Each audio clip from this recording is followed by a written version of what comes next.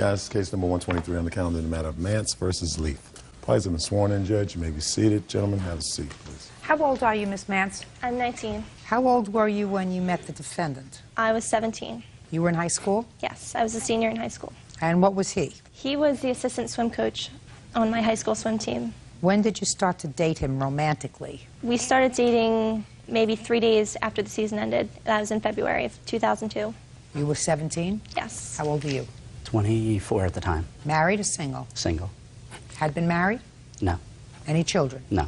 According to your complaint, he had some trouble making ends meet. Mm-hmm.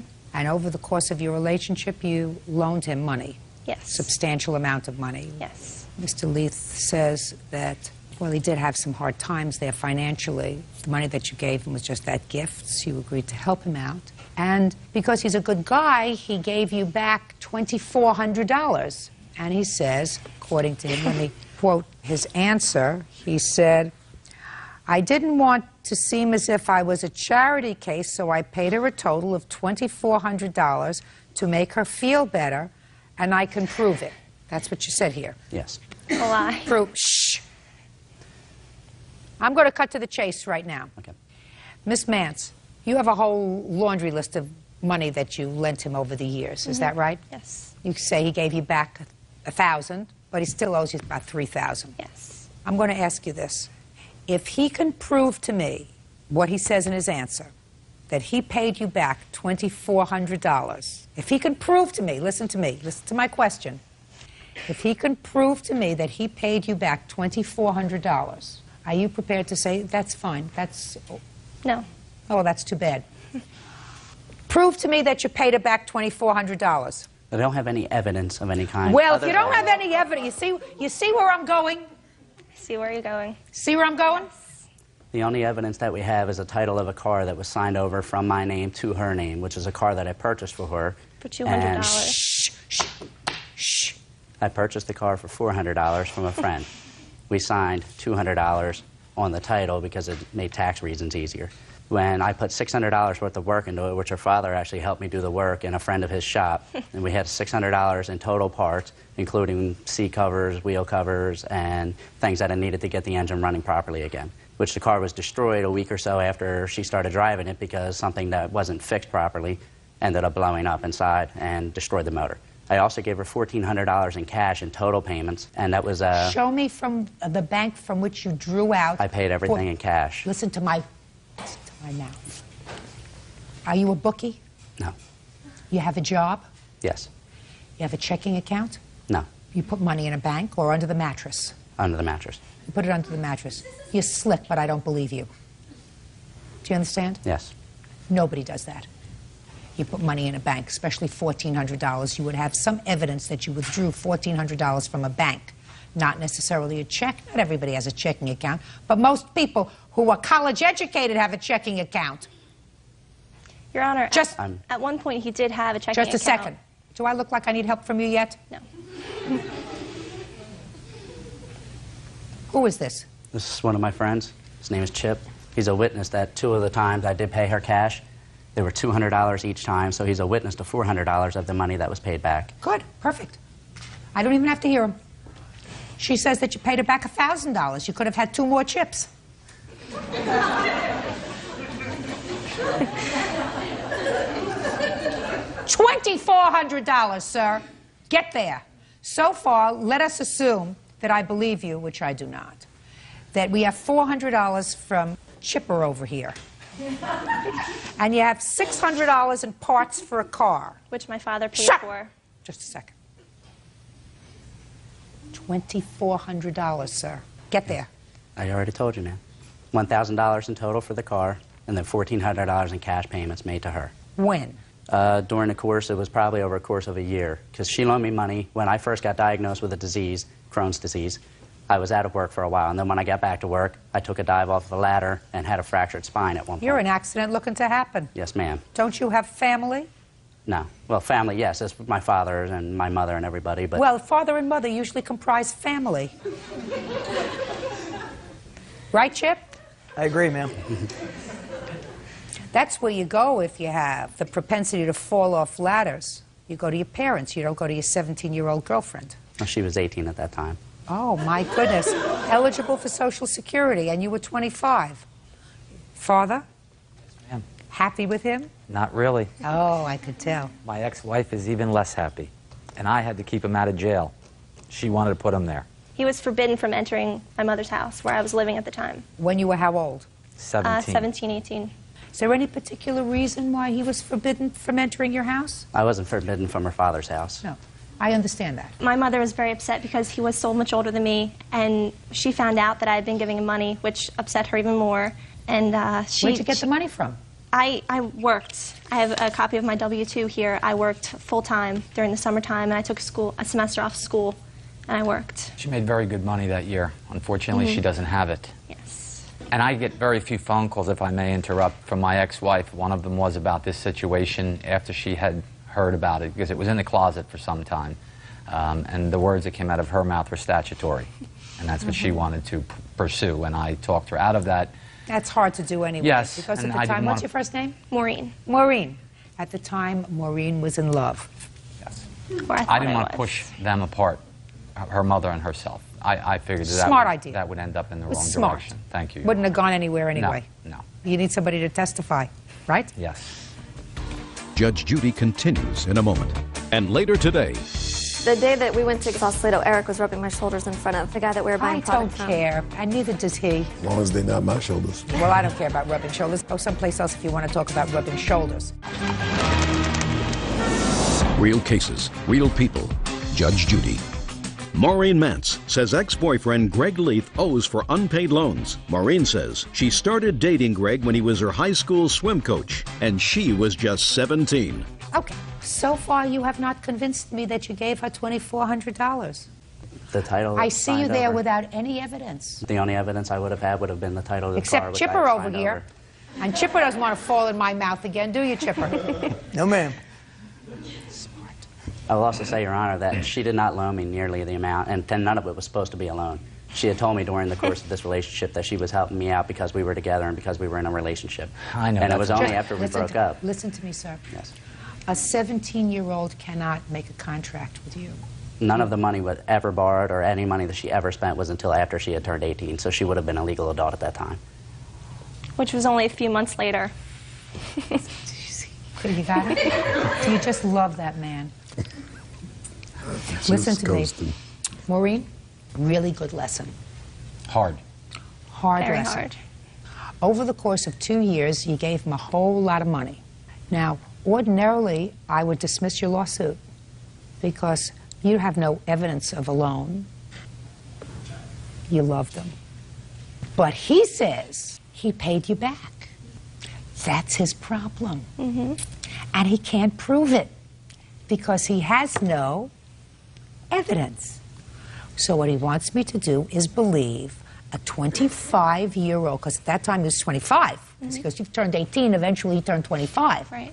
that a 25-year-old man took money from an 18-year-old girl, and he wants me to believe that this 25-year-old man had no bank account, no checking account, kept his money under his mattress When he had it. when he had it. So I find that hard to believe, Mr. Leaf. Do you understand? Yes. Is your Crohn's disease under control? Yes, it is. Oh, how wonderful for you. And you're working full-time? Yes, ma'am. And you haven't fallen off any ladders lately? No, ma'am. Very good. Judgment for the plaintiff in the amount of $2,400, which is the amount you say you paid her back but can't prove. Maureen, be grateful. I am. Thank you very That's much. all. Thank you, Ron. Eyes are excused. You may step out. In the beginning of our relationship, he wrote me letters telling him how much he loved me and how much he couldn't wait to spend his life with me. We had both written letters to each other, and I wouldn't consider them to be romantic love letters. I was young, I was naive, and it was a hard lesson. And now the next case. All parties in the matter of Mackey versus Dewey. Step forward. Spa owner Lee Mackey is suing his former employee, 26-year-old esthetician Melanie Dewey, for the return of money he claims she stole. Melanie says she kept the money because Lee was withholding her pay. Mr. Mackey, do you own a day spa? Is that what kind of establishment Yes, ma'am. that I'm you actually a have? partner. And according to what I read, the defendant did some work at your day spa as an esthetician.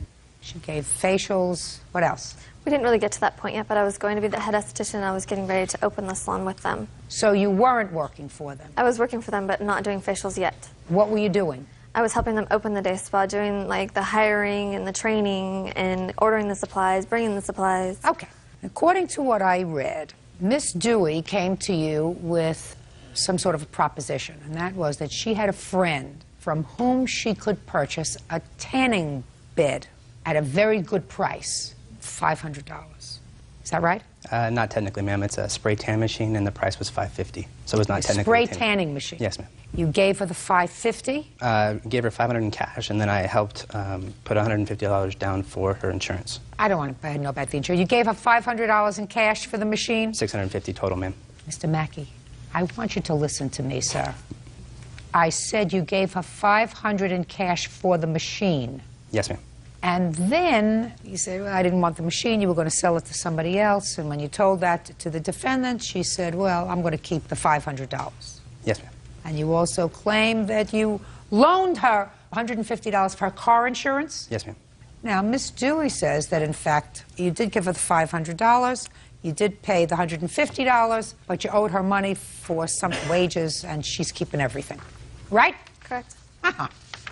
When were you supposed to open the spa, Mr. Mackey? Originally it was in June, but we were delayed for construction. We finally opened December 15th. Of 2003? Yes, ma'am. And when did Miss Dewey come to work for you? I'd have to actually talk to our general manager, Eric. He's actually the one that dealt with hiring her. When did Miss Dewey come to work for you? She started helping the spa open, I would say, in early... You're thinking really hard. The questions get harder here, September. sir. What? September. September what? I don't know the exact date. When in September? It was the last week of July, actually. Is that a possibility, sir? I have her paycheck here that says 11/13/03 for 16 hours that she put in, and $295 of products that she purchased that she was reimbursed for. 11/16/03 is the first paycheck she had? Yes, You said she came to work for you in September. that is correct. So what happened to September and October? This is when she was reimbursed for her hours. Let me see. Okay. So you say you came to work in July. End of July, last week. And what did you do for them in July? They had me look online for products that they would like, talk to them on the phone, ordering supplies, going with them to Sausalito to order supplies. Well, I want you to take out a list of the hours that you worked. He was responsible for all those hours. I don't have any of the hours. You mean you were being paid on an hourly basis and you didn't keep track of how many hours you worked? He actually was supposed to give me a base salary, which I never had, and a compensation package that he never gave me. He never came through with anything that he said that he would. Then why did you continue there? That's why I quit, and that's why I kept the money. It was ridiculous. Well, you can't do that. I felt that I could. Maybe Well, you I'd- can't. Real cases, real people. Judge Judy. Lee Mackey says former employee Melanie Dewey owes for the return of money. Melanie claims it's Lee who owes her. Okay. What's your first name? Melanie. Melanie. Listen to me, dear. If you go to work for somebody in July and you get your first paycheck in November, you're supposed to say, Very, too trusting. something isn't right here. I worked in July, I worked in August, I worked in September, I worked in October. November 16th, I get a check for $583. Something isn't quite making sense here. Now, when did he give you the $500 for this tanning machine? It was in September. August 28th, ma'am. Also, just to talk a little bit about what Melanie is saying about working, we actually weren't even open. We were during construction. I understand that. So- What Melanie is saying is she was helping you set up. And she had to have been there prior to when you say she was there in November, because she made this arrangement to get you a piece of equipment in August. That's because we were friends. Mr. Mackey, don't play with me. You may have promised her that she would have a role in the new day spa and that she would be the chief esthetician, but you needed some help in setting up the place, and she was on the phone, and she may have gone to look for some products for you. It's her responsibility to keep track of her own hours, to check against yours. She can't do that. She can't come here with a pretty smile and a great tan and then say to me, this is my evidence. I mean, that doesn't float. So August 28th, Miss Dewey, you got the $500. And when did you decide to keep it for yourself? What date? Probably around the end of September when I was still working for them and training all of their estheticians. And then I asked him for my compensation package, and he said that it was a great package, nowhere to be found, but they were going to turn around and sell the machine that I was giving them and make about $1,000 off of it. And at that point I realized I'm not going to get paid, they're making money, and I'm getting totally screwed. That was in September? Correct. So in September you kept the money? Correct. Did you continue to go to work there? No. Well, then can you explain this check that was given to you on November 13th for $583 that you cashed? I guess it was a later time. I don't remember the time frames. Can I ask you this question, Miss Dewey? Yes. What did you do to prepare for your day in court? I mean, other than put on perfect makeup, what did you do? I've been Madam? out of the country. I wasn't prepared. You certainly are not prepared. What you're supposed to do when you come to court is the judge is going to ask you questions. Then you had to sit down and say, this is when I went to work for them. These are the hours that I put in. This is when I stopped working. This is when I decided to appropriate the $500 for myself because I wasn't getting paid. But if now you tell me that you appropriated the $500 in September, and then 2 months later they pay you $583, something doesn't quite fit. Do you understand? Yeah. I have All right, time so for- I can't help you, madam. Now, what about this $150 loan for insurance? Well, actually, ma'am, $50 was supposed to go towards the machine. The other was a loan because the insurance agent was around the corner from my house, and I do have the canceled check. Can I see it, where I please? wrote Melanie on the info line because it was not for me. And that was dated 11 November. Okay. Now, Melanie, State Farm is where you insure your car. Is that correct? That's where he insured my car, yes. What do you mean he insured your car? He was trying to pursue me. He was trying to date me. And that was one of his ways to get me to date him, was to get car insurance for me. So that was something that he did as a gift. Just a second. Melanie, he was trying to date you. He was trying to pursue you. That adds a new layer to this rather interesting Actually, both case. owners were, actually. What? Yeah. The day that we went to go get products in Sausalito, Eric was rubbing my shoulders in front of the guy that we were buying I products don't from. care. And neither does he. You don't care about rubbing shoulders, do you? As long as they're not my shoulders. Yeah. Well, I don't care about rubbing shoulders. All I care about is State Farm insurance for $150. Go someplace else if you want to talk about rubbing shoulders. Now, you allowed him to pay for your insurance, is that right? Yes, I did. Why? Because he said it was a gift and he wanted to do that for me. I don't believe you.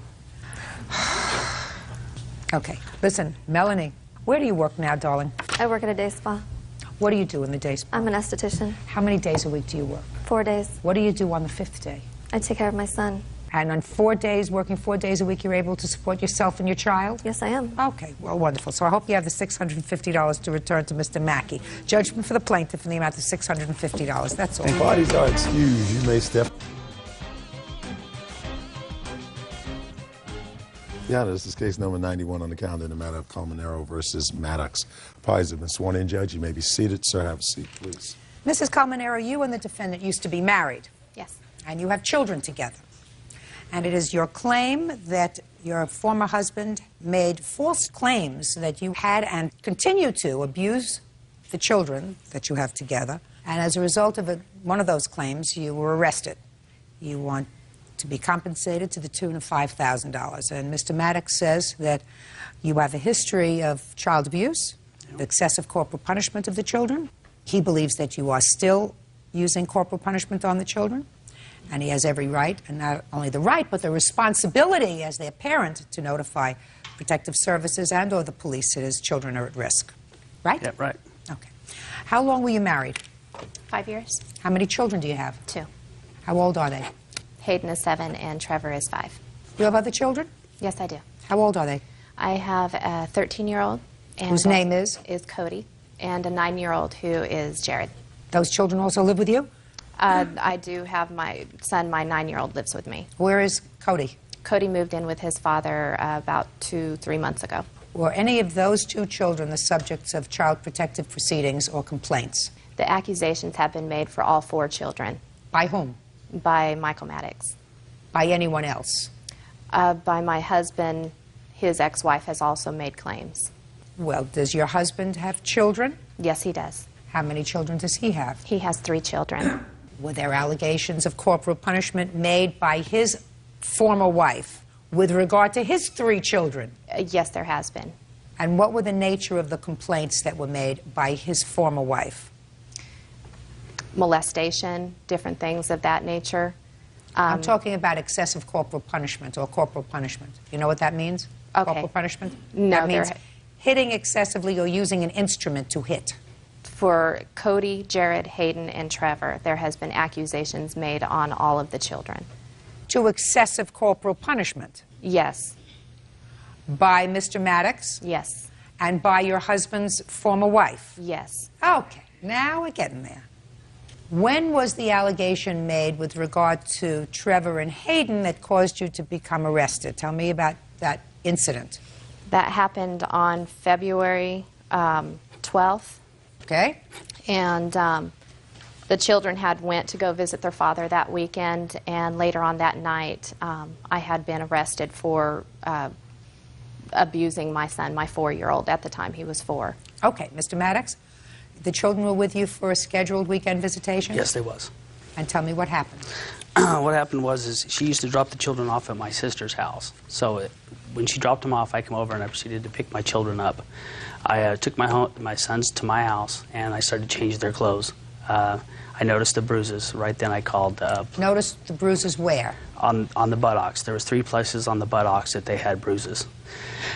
This has What happened. did the bruises look like? They were small bruises, about a 1/4 inch wide, probably maybe 1 inch or so long, around their butt. So On both children? just one. Which child? The youngest one, Trevor. Did you ask Trevor and or Hayden how that happened? Yes, I did. They told me their mom spanked them with a paddle. So who did you call? I called the police department. You indicate, Mr. Maddox, that your judgment of divorce, you indicate in your answer, that your judgment of divorce has an unusual paragraph in it with regard to corporal punishment. Mm-hmm. Do you have that with you? I sure do. I'd like to see it, please. This wasn't the first time that this has happened. No, let me see it. Now, then I'll ask you questions. Okay?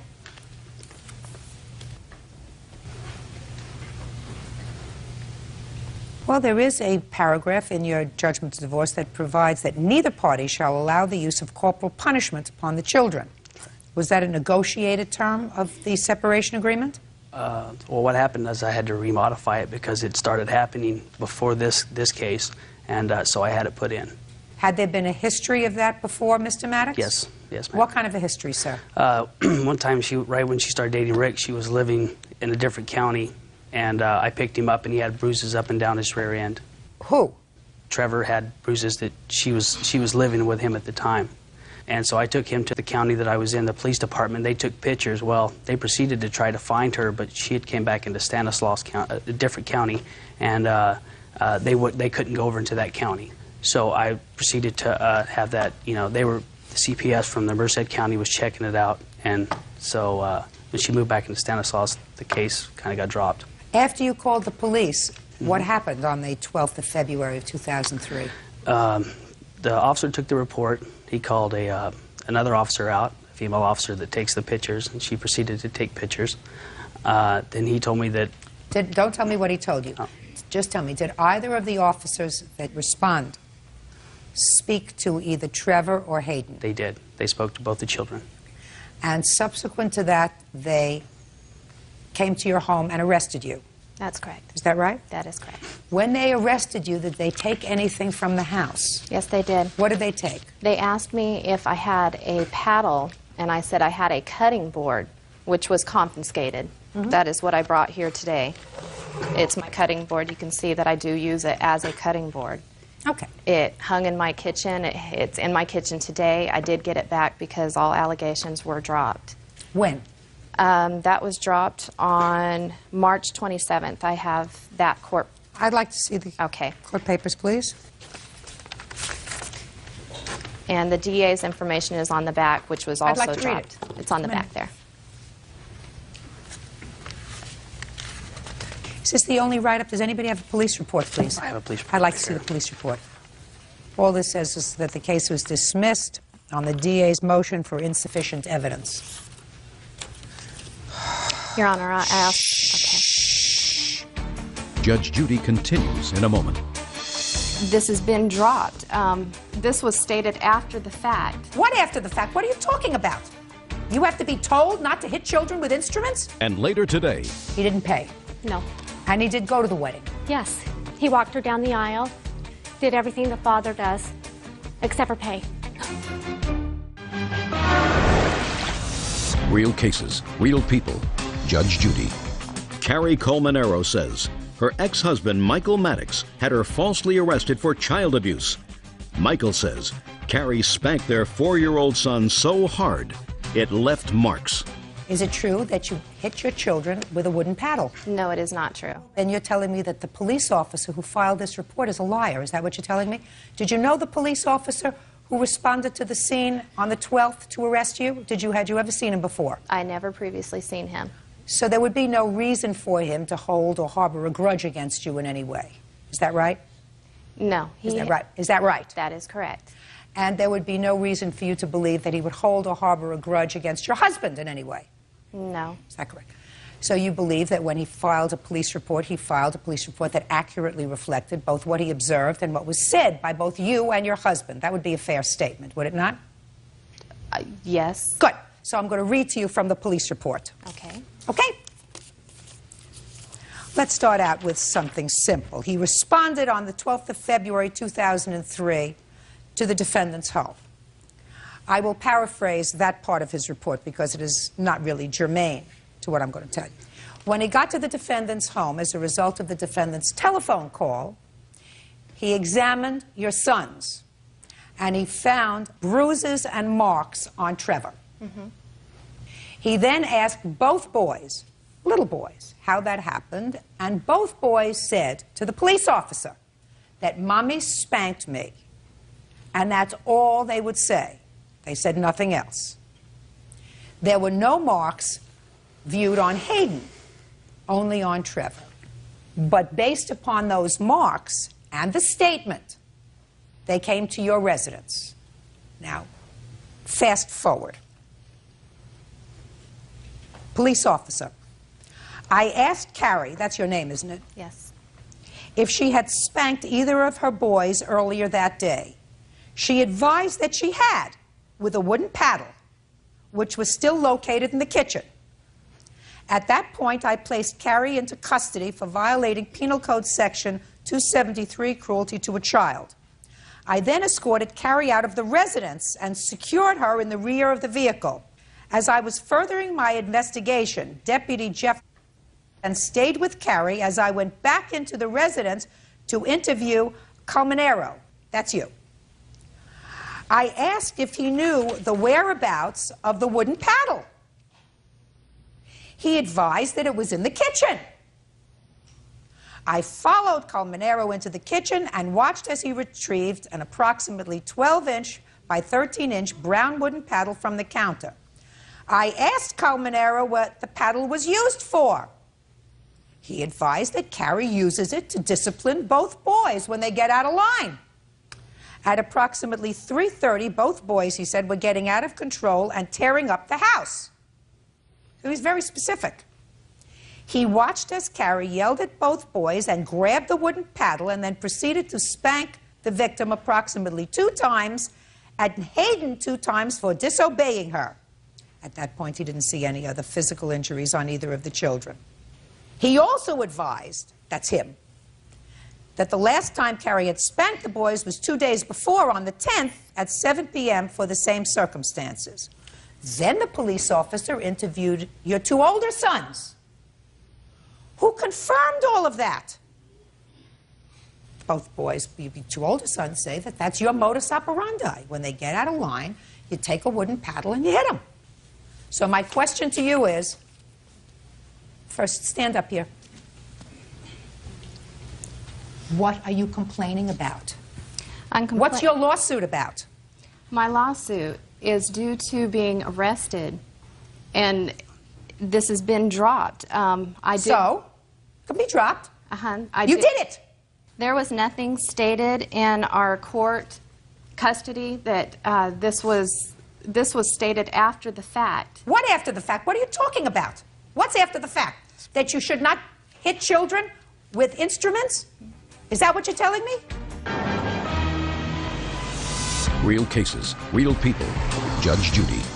Carrie Colmenero says her ex-husband, Michael Maddox, had her falsely arrested for child abuse. Michael says Carrie spanked their 4-year-old son so hard, it left marks.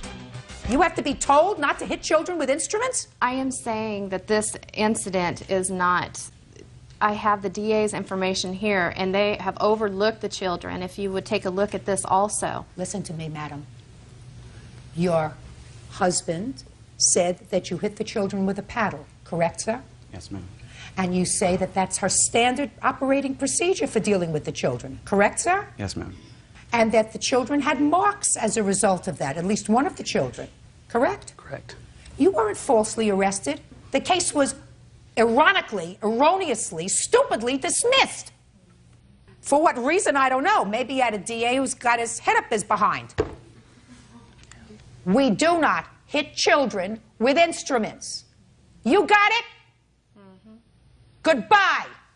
The case is dismissed. Parties are excused. You may step out. Well, I think the judge knew what she was talking about. I was just hoping that the district attorney in my area would go ahead and pick it up. I am not a cruel mother, nor have I ever been, and Michael Maddox is very aware of that. I just think that they can see right through it with all my documentation that, you know, she was just after money from me. I only pray that he stops doing this, lets my husband and I go on and live our lives and parent our children. They just, you know, quit doing that to my kids. We won't have a problem. Obviously, if we were mean, they'd be dead by now, or at least, you know, out of our hands. And that's not the truth. I would like to get custody of the kids, you know, so they live with me and in a stable home. And now the next case. All parties in the matter of Lewis versus Robbins. Step forward, please. Homemaker Debbie Lewis is suing her ex-husband, assembly line worker James Robbins, for half the cost of their daughter's wedding. Debbie says he reneged on his promise to pay. Ms. Lewis, the defendant is your former husband, and according to the complaint that I read, he agreed to pay for half of your daughter's wedding. Which one of these two lovelies is getting married? What's your name? Angie. How old are you, Angie? 23. When are you getting married? I already got married. I got married in September. And he agreed to pay for half the wedding, and it was a very reasonably priced wedding. Half the cost of the wedding was $865. And he didn't pay. No. And you want him to pay. Yes. And he did go to the wedding. Yes. He walked her down the aisle, did everything the father does. Okay. Except for pay. Okay. Now, Mr. Robbins does not deny the fact that he agreed to pay for half the wedding. Correct, sir? Correct. And he does not deny the fact that he went to the wedding. Correct? Correct. And who else went with you to the wedding? My wife, Robin. So, Mr. Robbins, the ball is in your court, sir. Why didn't you pay for half your daughter's wedding as you promised? Well, because ever since I've left her in '90, she's been putting her hands in my pockets trying to get money out of me for everything. And the divorce decree that we have does say that she gets to use the kids for taxes reasons. But the state of Utah took custody from her because of verbal and physical abuse. And I got a paper here that says that the divorce decree follows the child. And it cost me $1,600 because she did claim my daughter on taxes where I have the right to. And I also have a letter from her that's showing that the custodial parent gets to claim them on taxes. And if that's the case, I didn't get claimed for 13 years that we've been divorced. If you believe that in a certain year, I assume last year, that you had the right to claim a child as a deduction, she claims the child. You claim the child, and the IRS is going to come and look at both of your tax returns and say they will make a decision as to who is going to claim the child as a deduction. The other one will have a penalty. But you don't do a set-off. You promise to pay for half the wedding. Why didn't you pay her between September and April? Well, I told her that I would pay her when I could, which would... No, that's not right. What do you mean when you could? How many children do you have? Well, I have 4 with my wife now. We have 3 children. Just a second. You have 4 children now. And how many children do you have that got married last year? Just 1. And you said you would pay for half the wedding. Yes, I did. Pay for it. It's the right thing to do. And stop making excuses and stop telling me what happened in 1990, that she's had her hand in your pocket. You Well, it just all added up. I mean, everything's added up to the... Mr. Robbins, you have altogether 7 children? Well, I've got 4 stepchildren, 3. Then I'm not talking about your stepchildren. They are not your responsibility. Well, I married them, so I feel they are. Well, I'm telling you, by law, they are not your responsibility unless your family is on welfare, are they? No. Well, if your family's not on welfare, then those children are not your financial responsibility. They are the financial responsibility of their mother and their father, not you. You have primary responsibility for only 3 biological children. 3. And your first biological child was getting married. She was having a very small wedding. $865 represents your half. And if you didn't have the money to pay the $865, you should have gotten another job. If I make myself clear, sir? Yes. Judgment for the plaintiff in the amount of $865. That's all. Thank you. Parties are excused. Now, this is case number 156 on the calendar in the matter of Niemeyer versus Petrie Carpenter. Parties have been sworn in, Your Honor. You may be seated. Mr. and Mrs. Niemeyer, these folks were friends of yours. Were. And then, sometime several months ago, according to your complaint, you had a falling out over $100. Yeah.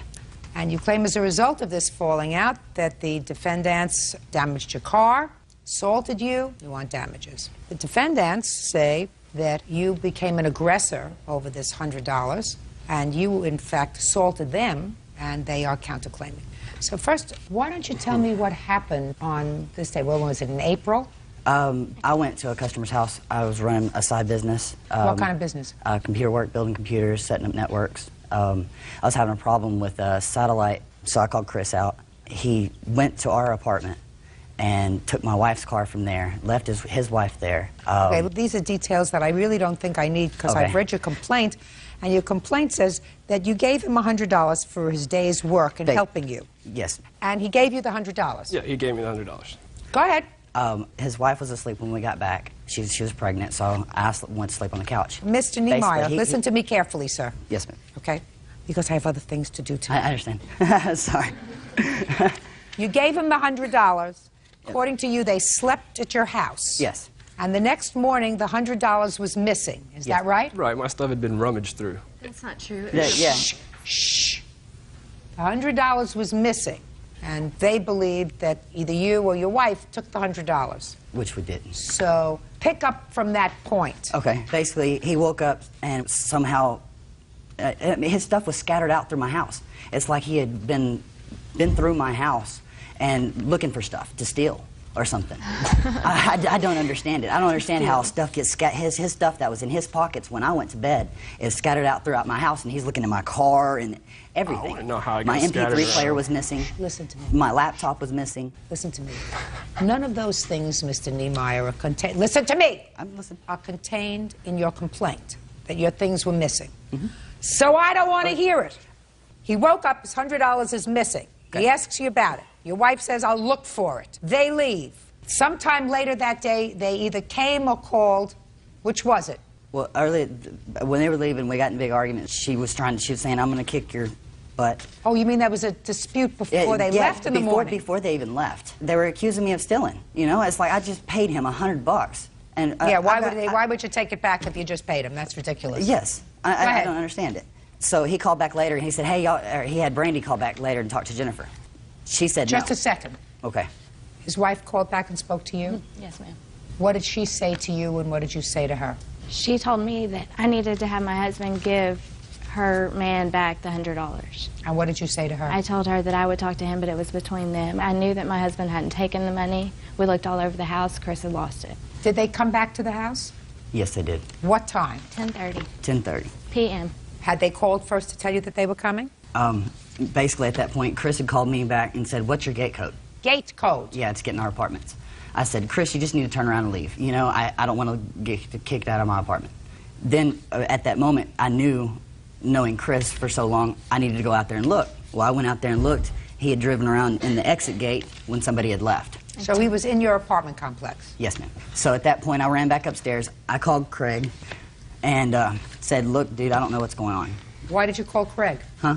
Well, I didn't know what to do. You know, Who's Craig? Huh? This, my lady. Well, I know. I see Craig sitting over there. I mean, what is he?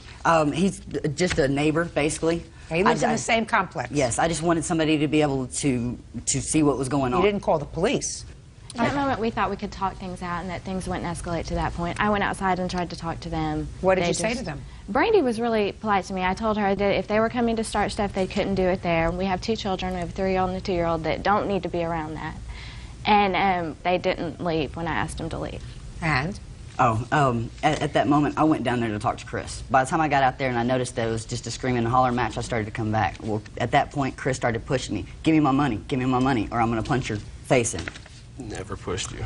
It's my police report, Christopher. He pushed me all the way back up to my Let me ask you this apartment. question. Excuse me, Judge. And shh. Chris, you weren't the only 4 people in the house. They're 2 kids. They're 2 kids. Right.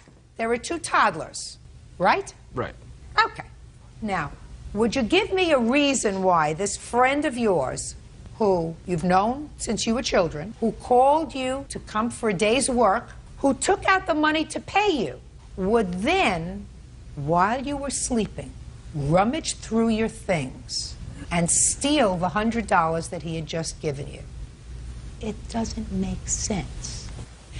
Now, is it possible that one of the 2 toddlers was going around the house and while you were all sleeping and rummaging through your stuff and his stuff and sort of scattered everything all over the place? Is that possible? It's possible. And then the money would have been gone. Is that possible? She would have found it when she was cleaning. Not necessarily. What if the toddler took your $100 and flushed it down the toilet? Would she have found it? No. Now, tell me in your own words, what happened when they came back at 10:30 at night? Well, he started pushing me, and so I walked upstairs. I was trying to go back in the house. I was going to get Jennifer to call the police. At that moment, I turned around, and he's still right there, and he's trying to get in my house. So I pushed him back out of my front doorstep, because I wasn't going to let him in my house. At that moment, Brandy come walking upstairs. You pushed by me This and is hit me in the Brandy. stomach Anyway, when I was pregnant. when I pushed... Don't speak. When I pushed Chris back, pushed him like that to get him out of my doorstep, at that moment, Chris said, "You hit me." Turned around and swung. He hit me across the side of my head. Brandy came over the top of him, and their 3rd little guy, whoever he was, I don't know who he was, came running upstairs, and they all 3 commenced to hit me on my balcony. At that moment, I slid out, and Jennifer comes running out. I heard noises. I came outside. All 3 of them were on top of him. My first thought was get Brandy off. She's 7 months pregnant, and I even told her, I said, look, you want to beat him up? Beat him up. Wait till you're done being pregnant. I said, that's between y'all, but not After when he you're hit pregnant. me in the stomach, I was defending myself. Sure, she was Listen on to top of me. him. Listen to me. Big mouth. Big stupid mouth. When you're 7 months pregnant, you don't go back to a house where there has been an altercation in the morning when you know it's very possible that there's going to be another altercation. You stay home. You get it? And if you put yourself in the middle of a fight and then say, oh, don't touch me, I'm 7 months pregnant. If you're 7 months pregnant, you use your brains if you can find them and stay home. Judge Judy continues in a moment. Chris brings his fist up and punches Josh. He had hit her in the stomach, and she's pregnant. Got in my face, and I pushed his face back out of mine. You and your wife were having a very bad day, period. Real cases, real people. Judge Judy. Joshua and Jennifer Niemeyer claim former friends Chris Petrie and girlfriend Brandy Carpenter caused them to be evicted and broke the rear window of their car. The Niemeyers claim the incident started over a missing $100. Come on, let's go. At the point when I pulled Brandy off, the other guy had gotten off too, and it was just Chris and Josh, and they ran down the stairs fighting. And Josh yelled at me, just go grab $100, give him $100, make him leave. So I went, got the $100, went to hand it to Chris. Chris said, he's going to hand it to me. So I handed the money to Josh. Josh Just a hands the second. money to Chris. So he said, he's going to hand Yes. it to me. Another idiot. Yeah, go ahead. So Josh hands the money to Chris. As he's handing the money to Chris, I'm standing there, and Chris brings his fist up and punches Josh, and then says, don't hit me. Josh at never one point hit him. He was handing him $100. Then what happened? I lost it. I threw the money at him in his face and I was like, Jennifer, I got to get out of here. You know, I'm on probation. I'm not trying, I've straightened my life For out. what? Excuse me? Possession of a controlled substance. Yes, I'm on probation. I've straightened my life out. You know, I just need to get out of here. So he left. So you went to leave. Now, when he went to leave in his car, you chased him, according to your answer. Now he's leaving. To get the license plate number So 'cause she was running down to call the police because he had hit her in the stomach and she's pregnant. I never touched What? him. Let me ask you this question. He just came out swinging and hit her in the stomach. Listen to me. Why were you there at 10:30 at night? To talk to him about the money. No, you went to his house to confront him about the money. And you had already had an altercation with him in the morning. And if you were going to go over there to have a confrontation with him, why did you go over there angry, which you were, and I wasn't angry when I went. Oh, yes, you were, sir. That's why you went there. And who did you bring with you? I brought her with me. Who else? And my witness. You brought a friend with you. Why did you bring the friend with you? Because I was taking him home because we were out together. Out where? Ma'am, Out where? Out at her brother's house. Doing what? Seeing my nephew? Yeah. You know, I don't believe anything that you tell me. I think you're a troublemaker. And not a very smart troublemaker, because for somebody who's going to have a baby, you have to be a little more protective of an innocent than placing yourself in a situation that you know is potentially trouble. You understand each other? Yes. Good. You did, sir, a very foolish thing. Not only did you go back for a little more trouble and bring a friend with you. He just happened to be in the car with us. He got out of the car, didn't he? When we first pulled up and I went to talk to Josh, he stayed in the vehicle. Chris, is there a gate at their complex? Yes. Was the gate open when you got there? The gate is usually open. The gate no, I didn't ask you if it's... Listen, you follow me. Okay. I didn't ask you whether the gate is usually open. I said, was the gate open on the evening of the 25th of April when you got there? Yes. Obviously not. No. You're fibbing to me. Do you have You're phone fibbing. records? Just a second. You're fibbing to me. Okay. The gate was open. The front gate was not open. You can believe what you want. I mean... Okay, so after you ran out to your car and Chris followed you out to your car, I want you to describe what happened.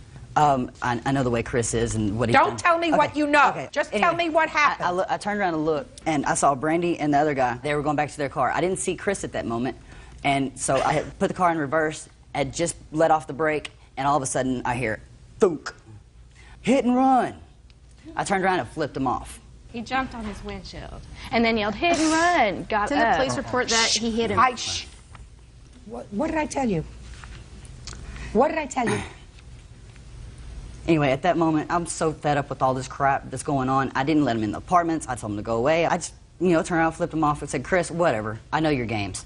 And at that moment, Chris is standing in front of my car. I let off the brake, not with the gas on, but where the car just slowly rolls to push him out of the way. Because, Did you ultimately leave? All they were there. Sir, listen to me carefully. Did you ultimately leave? After he had jumped through my windshield, yes. Real cases, real people. Judge Judy. Joshua and Jennifer Niemeyer say former friends Chris Petrie and Brandy Carpenter owe for causing them to be evicted and for vandalizing their vehicle. Would you step up, sir, please? Step up. Tell me your name. My name's Craig Majors. Mr. Majors, take your hands out of your pockets. Yes, ma'am. Were you a witness to any of this? What I saw is very little, actually. I mean, whenever I was coming back from getting laundry, all I heard was a thump and some screaming. So you didn't see anything? Oh, yeah, I saw. Yes, well, then I did. I want you to tell me what you saw, sir. Okay, what I saw was him backing away from his car and some yelling going on. And? Well, Josh tried to proceed forward, and whenever he did so, it kind of looks like he did just a back dive or a back buster on his window. And I didn't see if it broke the window or anything, but I did hear the loud, crash. Not actually broken glass, but maybe the hood. Okay, good. And that's all I could see is him run and jump on the front of his car, and that was what you it. saw. He did not get hit like somebody getting hit at 50 miles an hour. Good. Have a seat. Thank you. Now, you have a police report? Yes, ma'am. We actually have 3. They were really Can I see busy it, that please? weekend, and these are all 3 from the same weekend, different occurrences. One of those is right before us. Who's Tony? Who's Tony? I believe that was That was right before our house. that was at a gas station. She assaulted him. She assaulted another Do guy. you know who Tony Gonzalez is, madam? Yes. So how come you didn't answer me? Well, I didn't know the guy's name. Well, now I'm telling you, you were arrested with regard to an incident. I was never arrested. On 425, well, this says arrested person, information number 1. Date arrested, 4/25/04. Person arrested, Brandy, that's you? Yes, but I was Okay. never arrested. And the complainant was one Tony Gonzalez. Now tell me about that. That's on the same date as this incident. Right. We were at a gas station, and he almost hit my car, and whenever he was pulling in the other side, I was parked this way, he was pulling in on the other side of the pump. And I looked at him like, you know, don't hit my car, and he made comments of me being a white, and da-da-da-da, whatever, and we exchanged words. Well, I got out of the car, and he got in my face, and I pushed his face back out of mine. What part are you forgetting? Shh, I don't want to hear you when I'm not speaking to you. Yes, ma'am. And the cops came. This is the same date as this incident, is that right? April 25th. Yes. It was way later. Oh. That happened So in the afternoon. That happened in the after afternoon. the police were involved with this other assault with regard to Tony Gonzalez, who you put your hands on. Yes. While you were 7 months pregnant. Then you and your husband went back to their house. Not directly after, but yes, later on that evening. Later on that evening. Yes. Oh, you must have had a really good day on April 25th. There's also one. Shh, I didn't ask you a question. Okay. The gas station attendant in this incident, Brandy, says, and she doesn't know you, and she doesn't know the victim. This independent witness says that she observed you being the instigator in the incident and stated that she saw you cursing and slapping Mr. Gonzalez. I never slapped. I pushed him back, his face out of mine, yes. You told the police that you pushed him in the face. Yes. That's not a slap. You pushed him in the face. Interesting girl. You're an interesting girl. All right. And then I have this, and the only one I'm interested in is the independent witness who lives in the complex who says that you ran out after the car and you were screaming at him, "Give me my blank money or I'll smash you in the face." That's just from somebody who didn't even want to be involved. If you who read was the listening out paragraph window. above it, please read the paragraph above it where it's a witness that has no relation to anybody who said that she was walking to her car in the parking lot when she saw suspect 1 hit complainant. Oh, I believe with that he hit you. confiscated vehicle. I believe that he hit you. Yes. I believe that he hit you. I believe it's your fault. When you look for trouble, you're going to find it. I wasn't looking for trouble. Oh, I went going over to there talk. at 10:30 at night to a home where there are 2 toddler children is looking for trouble. Earlier that day, you had been in another altercation with them. So you and your wife were having a very bad day, period. Period. And if there was an altercation at his front door and he was trying to leave, which he was, to get away from the police, to get away from you, but he was trying to get away because you say he ran to his car and I followed him. And you told me that you went there just for the purpose of getting his license plate. That's what you swore to about 15 minutes ago. But that's not true because you've known him for a very long time. He's not going to disappear. He's got a wife and 2 children. So your counterclaim is dismissed.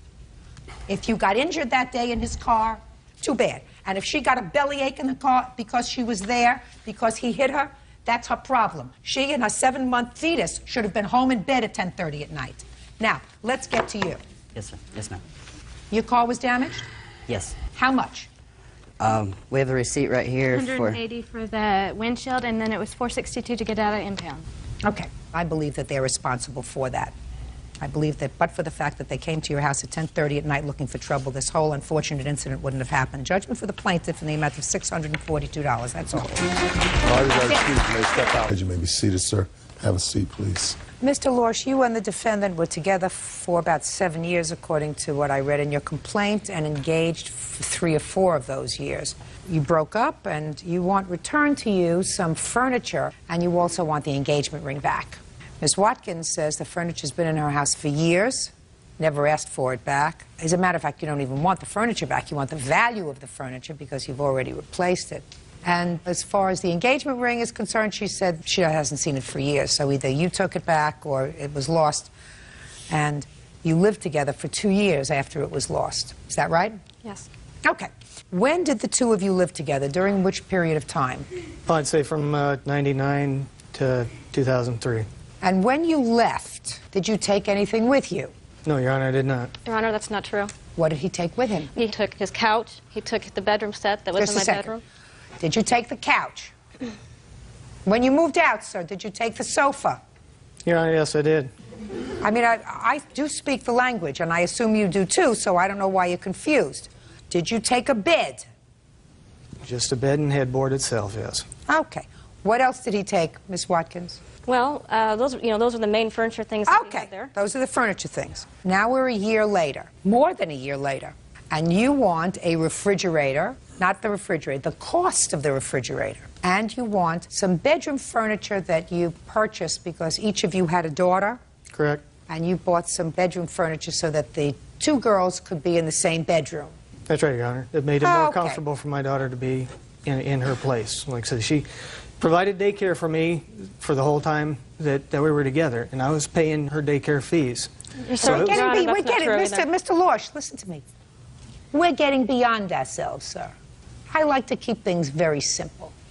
When you moved out in June of 2003, did you ask her for the refrigerator? Yes, I did, Your Honor. That's not true. Shh, just a second. Don't say anything that's not true, because I will make you look very foolish. This was something... Just a second. Don't say anything that's not true, or I will make you look very foolish. And you don't want that. So, I'm going to start all over again. Did you ask her for the refrigerator in June of 2003? Yes, Your Honor, I did. Okay. And did you ask her for the children's furniture in June of 2003? At that point in time, no, Your Honor, I did not. But you did ask her for the refrigerator? Yes, I did. And what did she say?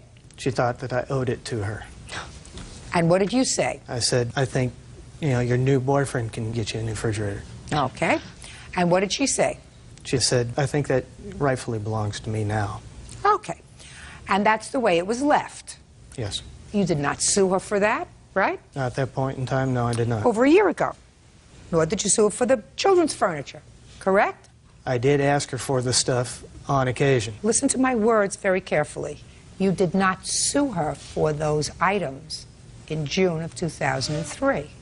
It was a continuing discussion over the year. When was it a continuing discussion, Mr. Lorsch? Was it a continuing discussion each time you would take your daughter there for her to provide daycare? More like on a monthly basis. And you had this conversation with her on a monthly basis while she was taking care of your child. Is that what you're telling me? That's correct. Okay. Now, when your daughter was not with Miss Watkins, was she back in your home with you or your former wife? My former wife, yes. Did she ever come to stay in your home? Yes. For a day, or 2 days, or 3 days? 3 or 4 days usually. Yeah. Oh, shh. And when she came to your home, did you feed her? In the evenings, yes. And when you fed her, did you use a refrigerator?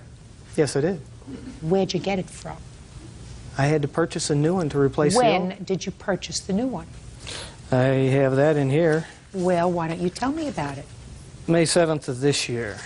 So is what you're telling me, Mr. Lorsch, between June of 2003 and May of 2004, you lived without a refrigerator?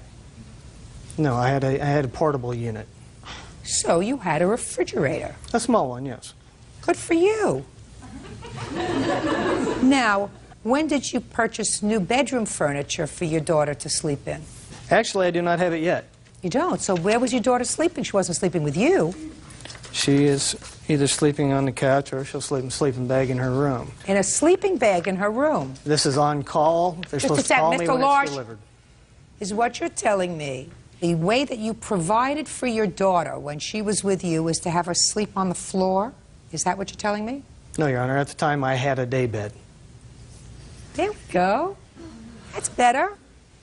In what year did you purchase the bedroom furniture that was in Miss Watkins' home? That was November 30th of 2002, like 6 months before she decided she didn't want to be with me anymore. It's awfully convenient. No, there were a lot of nights, sir, between November of 2002 and June of 2003. Yeah. It's only 6 months, Your Honor. That's a lot of nights. Now, where's the engagement ring? It's gone. I took it off because I wasn't ready to be married. I took it off. The next day where I put it, I went to get it. It was gone. When was this? I think he took it. When? Oh, gosh. Approximately two years ago, maybe possibly 3. Did you discuss the fact with Mr. Lorsch that you didn't have the ring? Yeah, I went to get it, and I said, I took the ring off, and it was gone. I still think he took it because he's so controlling, and he probably took it until the time that he, because we were still dating, and so he probably... Listen, when you live together, and you share a room, and you share a life, and you have children over, that's not dating. Dating is what you do when somebody comes to your house, picks you up on a Friday night, takes you to dinner and to a movie, and then brings you home. That's dating. Judge Judy continues in a moment. I am a master at ferreting out the truth. So as smart as you think you are, you're not smarter than I am. We understand each other, Mr. Lorsch? And later today... At what point did you drive? On the way home, back to her house. Miss Sessom, I don't want you to say no unless you were there. And you weren't. Real cases, real people. Judge Judy. Gene Lorsch says ex-fiancée Karen Watkins owes for the return of a bedroom set, a refrigerator, and an engagement ring. And Mr. Lorsch, while you were living together, do you recall a time that she no longer had the engagement ring? When she said that she, didn't want to date No, look anymore. at me, look at me. Don't look down at your papers. My question to you is... I asked her at that time. Just a second. Mr. Lorsch, do you see how foolish I made you look 5 minutes ago? If you don't see it, everybody else has seen it. Now, I'm going to ask you again. I'm going to give you another chance, sir. Did there come a time while you were living together with Miss Watkins that she was no longer wearing the engagement ring? At the point she called it off, yes. Good. I asked her about it then, and she said she stopped wearing it 2 months prior, which was just last year. So there Not was 2 a years time, ago. listen to me. So there was a time while you were living together that she was not wearing the engagement ring. Is that right? According to her, yes. No, according to you. I said there was a time while you were living together that she was not wearing the engagement ring. That seems apparent, yes. It was apparent. Now, when you saw that she was not wearing the engagement ring, did you continue to share a room with her? No, Your Honor. Yeah, I want to listen. You're trying to think of how to answer these questions so that this decision will go in your favor. And I'm telling you only one thing, sir. I am a master at ferreting out the truth. So as smart as you think you are, you're not smarter than I am. We understand each other, Mr. Lorsch? Yes, Your My Honor. question to you is a simple one, sir. Now that you have acknowledged that while you were living together, she stopped wearing the ring for whatever reason, what kind of discussion did you have with her about the ring? If she was calling the engagement, I asked her if I could have it back. She says, I have misplaced it, and when I find it, I will return it to you. After she said she misplaced it, did you ever see it again? No, Your Honor, I did not. Now, after you broke up in June of 2003, it had been, let us say, months that she hadn't worn the ring. Did you say to her, did you find the ring? Yes. And what did she say to you? Haven't had a chance to look for it yet. That's not entirely true. He never asked for the ring. Is what he would do is threaten me and point at me and say, if you don't find that ring, I'm going to take you to court and I'm going to ruin you in court. And that's what he used to always do to me, is point at me and corner me and threaten me, So he asked you for the ring, he demanded the ring back. Now, we're not talking about the Hope Diamond here. We're talking about a ring that, according to you, Mr. Lorsch, you spent $700 on. Is that right? That's correct. Get over it. Mr. Lorsch, if you lie about one thing, I doubt the veracity of everything that you say. Do we Your Honor, understand each she other? lies in Do we court, understand? Do we understand each other? It's not her burden, sir. It's your burden. So when you come to court, it's your burden of proof to go forward and convince me that you have just cause. And what you've said in your complaint is, I don't want the refrigerator back, and I don't want the bedroom furniture back. I wanted to pay me the replacement value of it, because I went out and I bought a new refrigerator a year later, and I went out and bought new furniture that I haven't gotten yet. Get a Your life. Honor. Mr. Lorsch, you're out of here. Goodbye. Case is dismissed. Parties are excused. You may step out. come by the daycare and tell me he wanted, and he'd corner me. He held me captive in his house. We'd been friends ever since we broke up. As long as I'm around, he'll always be last place. I believe that finally I can get him out of my life, and he can move on, I can move on, and it'll be good. I have a feeling it'll still continue. And now the next case. All parties in the matter of Sisson versus Chapman. Step forward, please. Assembly worker Linda Sisson is suing her son's ex-girlfriend, 21-year-old banquet server Tessa Chapman, for the cost to fix her Chevy Cavalier. Tessa says the only reason she drove the vehicle was because Linda's son was drunk. Ms. Sisson, the defendant is your son's former girlfriend. Yes. And according to your complaint, she drove your car and had an accident. Yes. You want her to pay for the damage? Yes. When did the accident take place? April 3rd, 2004 at 1 a.m. You weren't there, is that right? We were sleeping. So you didn't see what happened? No, I did not. Okay, Miss Chapman, and you say you're not responsible. Let me hear about it. George Anderson and I were hanging out at his mother, Linda Sisson's house. George Anderson is your son? Yes. A few hours later, George had asked me to drive to the store with him. While we were driving to the store, I realized he was intoxicated. That is not true. Shh, listen to me. I don't want you to say anything. You weren't there. I've asked her a question. Got it? Yes, Your Honor. So you and the plaintiff's son were hanging around at her home. Right. When had you arrived there? Probably at like 10 o'clock around. 10 in the morning or 10 at night? 10 at night. And where had you been before that? My house. So you drove over to his house? No, he came and picked me up. In whose car? His mother's car. When he came to pick you up and you got into the car, was he intoxicated? No. How long did it take you to get back to his house? About 10 minutes. And you went directly to his house? Yes. At what time did you go to the store? Like 12:30.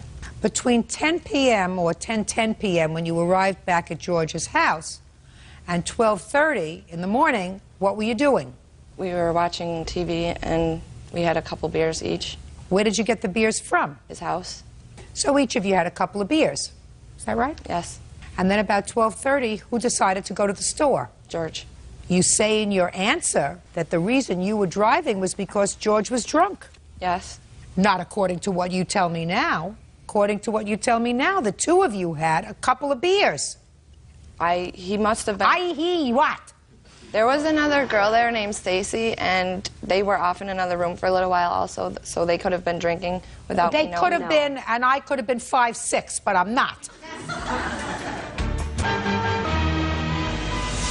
Real cases, real people.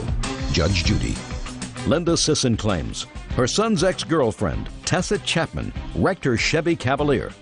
Tessa says she was forced to drive because Linda's son was drunk. So, when he asked you to go to the store, and you said yes, you knew that you had been drinking. Yeah. And you knew that he had been drinking. Yep. At what point did you drive? On the way home, back to her house. Miss Sisson, I don't want you to say no unless you were there. Do you understand? Yes, ma'am. And you weren't, right? Yes, ma'am. Now tell me about the accident. We were driving back. The ride was fine on the way back, and we got back to the house, and I went to pull into the driveway. And in their driveway, there's a little metal pipe that sticks up, and you can't really run it over, so I was backing out to straighten up the car to pull into the driveway. And the cars on the road were parked very close to the driveway, and I accidentally scraped the other car. Now, what makes you think you're not responsible? Because I feel as though she's suing me because I broke up with her son. That's possible. That she decided to sue you now because you broke up with her son. There was no longer a reason for her not to pursue this remedy. My question to you is, why don't you think you're responsible? That's her motive for suing you. Because George was drunk and I wasn't drunk on the way back from the store, driving back. Well, Miss Chapman, you had certainly, according to you, been drinking that night. Yeah, but 2 beers in a course of 2 hours, 2.5 hours. And that's all you told me you saw George drink. But he was driving very recklessly on the way to the store. Then you can get out of the car, right? Mm-hmm. Who is this? That's my mother. Do you live at home with your mother? No, I live at my own house. Do you get along with your mother? Yes, but she Does she live in the same town that Nope. you do?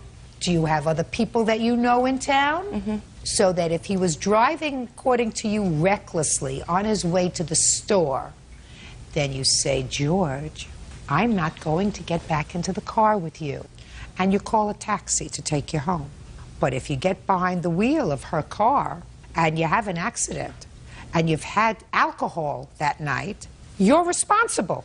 And the fact that she may not have pursued this matter while you were with her son, and now you're no longer with him because where is he? Drug rehab, he's in jail, where is he? He's in rehab, getting treatment. Good, I'm glad. How much was the damage to your car? It was $1,300, which I had to pay a $500 deductible.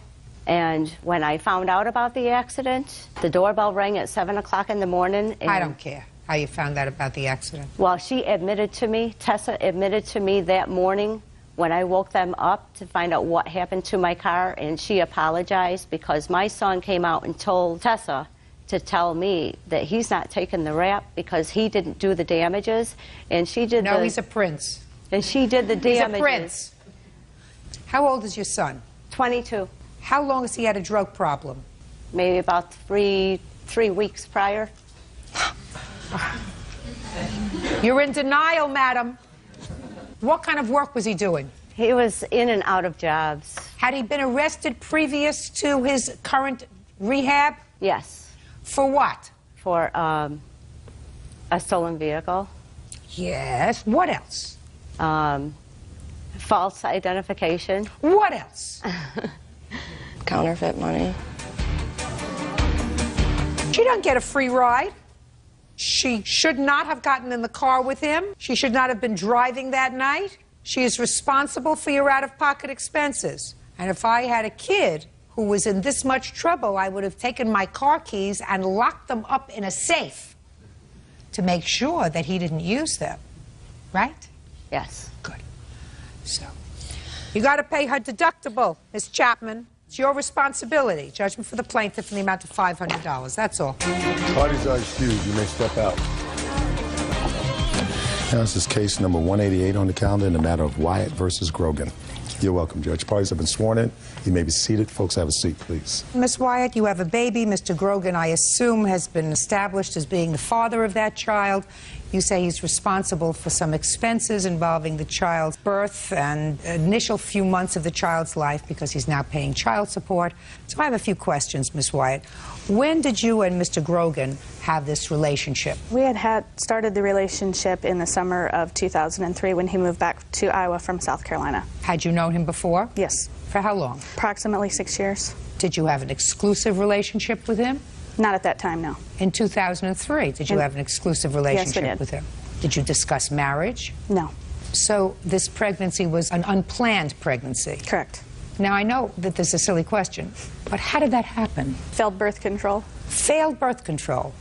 Because it's been my experience, and I've been around for a long time, that there are no accidents. Correct. There are only on purposes that look like accidents. And these on purposes usually end up with you having to raise a child by yourself. Mr. Grogan, who is not totally without responsibility, right, Mr. Grogan? No, ma'am. Because it takes two to have precaution. And there's nothing wrong with having double precaution, right? Yes, ma'am. If you don't want to have a family. You have other children? Yes, ma'am. I do have one other daughter. And you? I have 2 boys. And how old are your 2 boys? 7 and 9 years old. And where's their father? Their father lives in the same town that we do. Were you married to him? Yes. For how long? 7 years.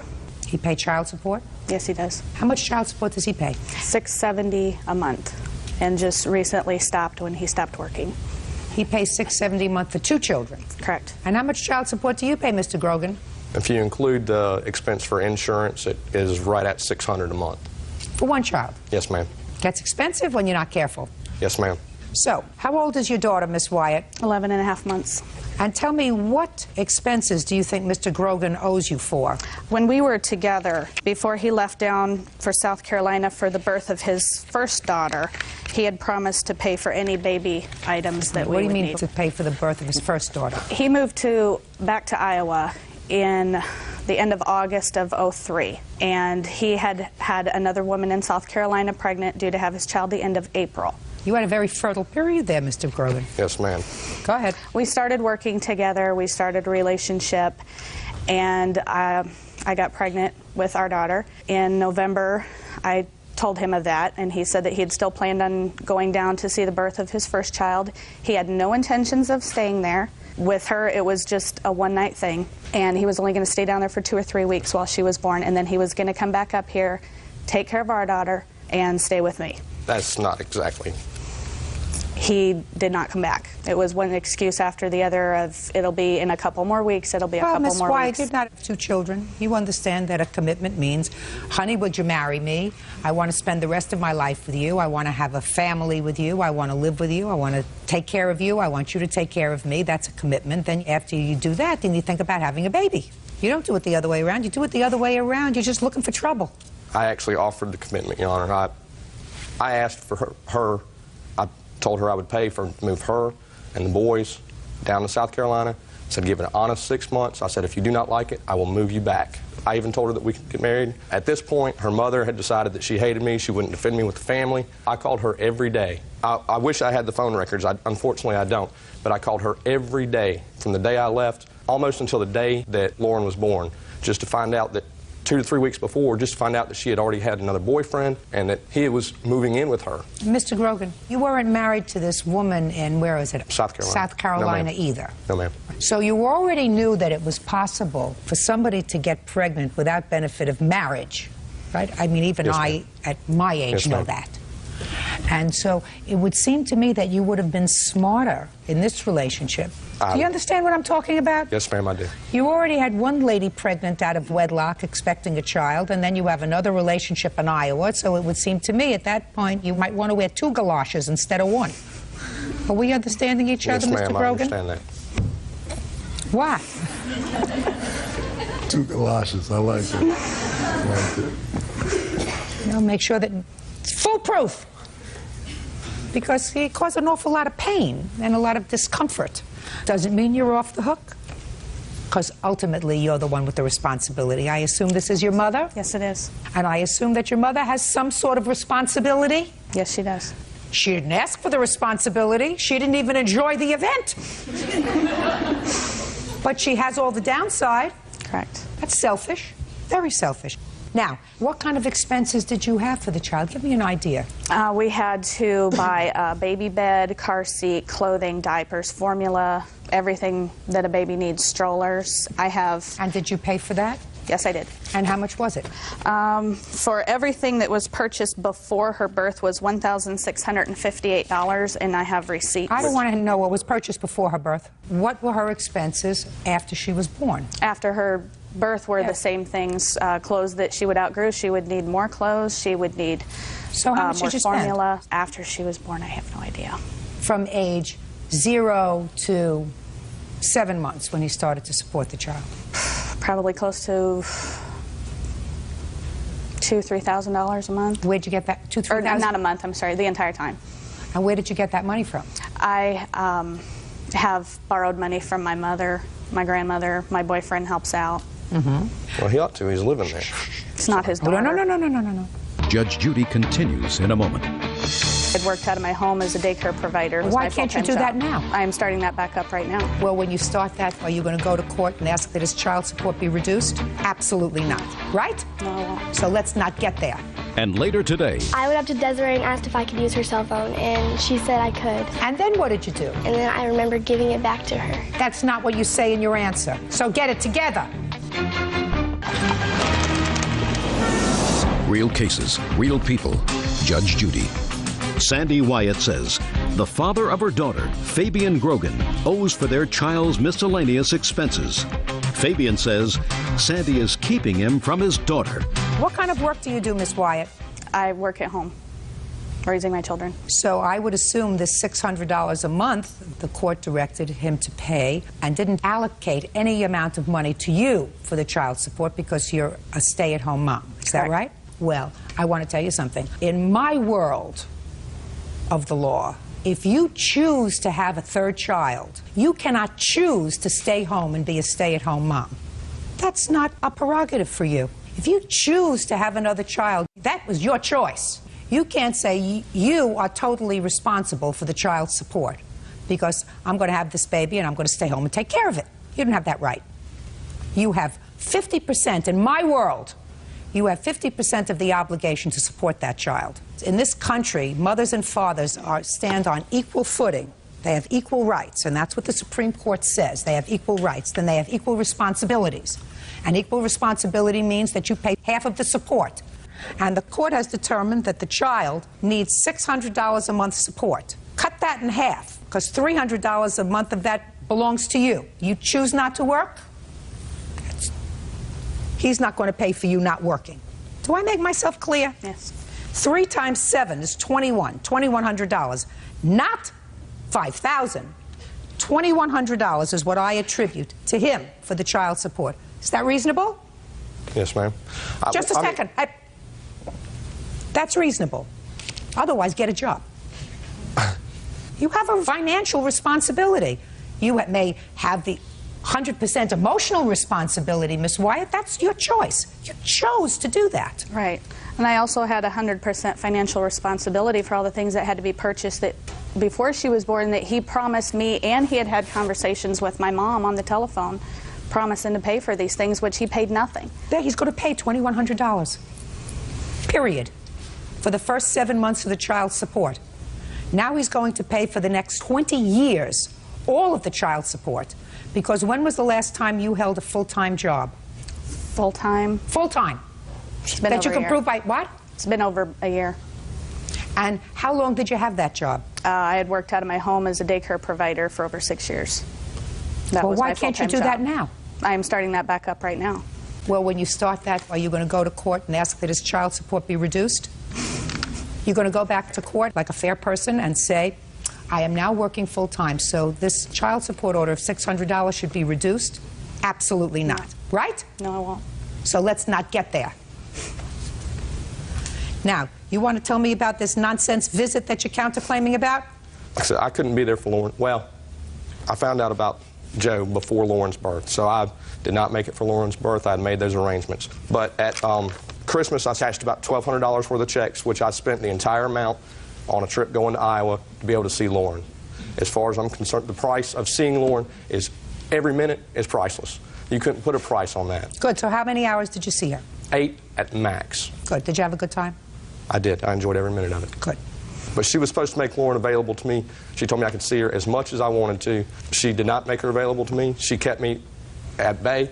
Do you have a visitation order now, sir? The only orders I know of are just the child support order. Well, let me tell you this, Mr. Grogan. You have the absolute right to seek a fixed order of visitation with your daughter. Yes, ma'am. And you should have a fixed order of visitation so that you can see her regularly. But that requires you to go to court, be proactive. You need not even get a lawyer with regard to that. By the way, when did you have a DNA test, sir? I have not.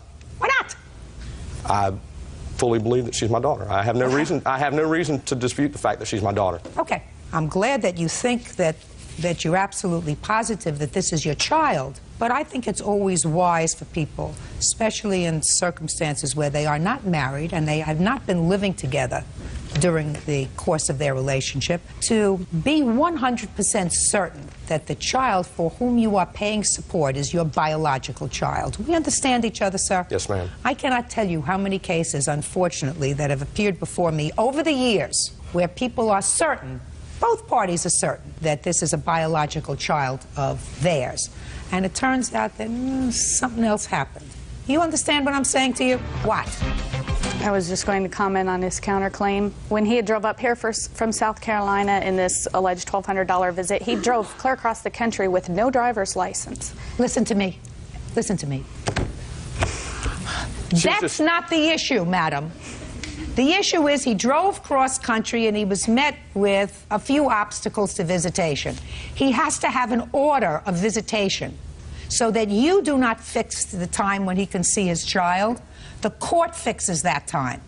That's what he needs. Your Honor, and I'm telling you, while he's there, you ought to ask for a DNA test. Now go back to court and get an order. I'm going to have to. The last conversation that we had, she told me I would never see Lauren again without a court order. Oh, good. You see, he threatened me into dropping this lawsuit. Now I've come 2,500 miles. I'd like to be able to see my daughter while I'm here. I mean, I haven't seen her since Christmas. I try You to mean find now? out. Just a second. You mean now? Where is she? Upstairs somewhere. Oh, good. We will arrange for that visit. We can arrange for that visit. We can arrange in my chambers. We can arrange for the visit. You have no objection to that, do you? You have no objection to that, do you? If he's sober, then no, I don't. Just a second. Well, he's not going to... He's very rarely sober, Listen Your to Honor. me. Listen to me. He's sober now, and he's going to see the child in chambers. Do you have any objection to that? No, ma'am, I don't. Very good. So I want you to get the child, bring the child down to my chambers. We'll arrange for you to have a half-hour visit. Thank you. Reasonable? Yes, ma'am. Judgment for the plaintiff in the amount of $2,100 and the counterclaim is dismissed. That's it. Thank you. Thank you. Parties are excused. You may step out. That's his child. Well, it's my child, but he helped bring her into the world. Of course, I love her very much, and I hope I get to see her as much as possible. He can just go around the country and continue making babies and not take care of them. With her mother, I just don't think she's going to allow that without dragging it back into court. Any man that does that isn't worth marrying. And that's not good for me or the baby. Women should watch out for this guy. Lauren and I got to spend 30 minutes together, as the judge promised.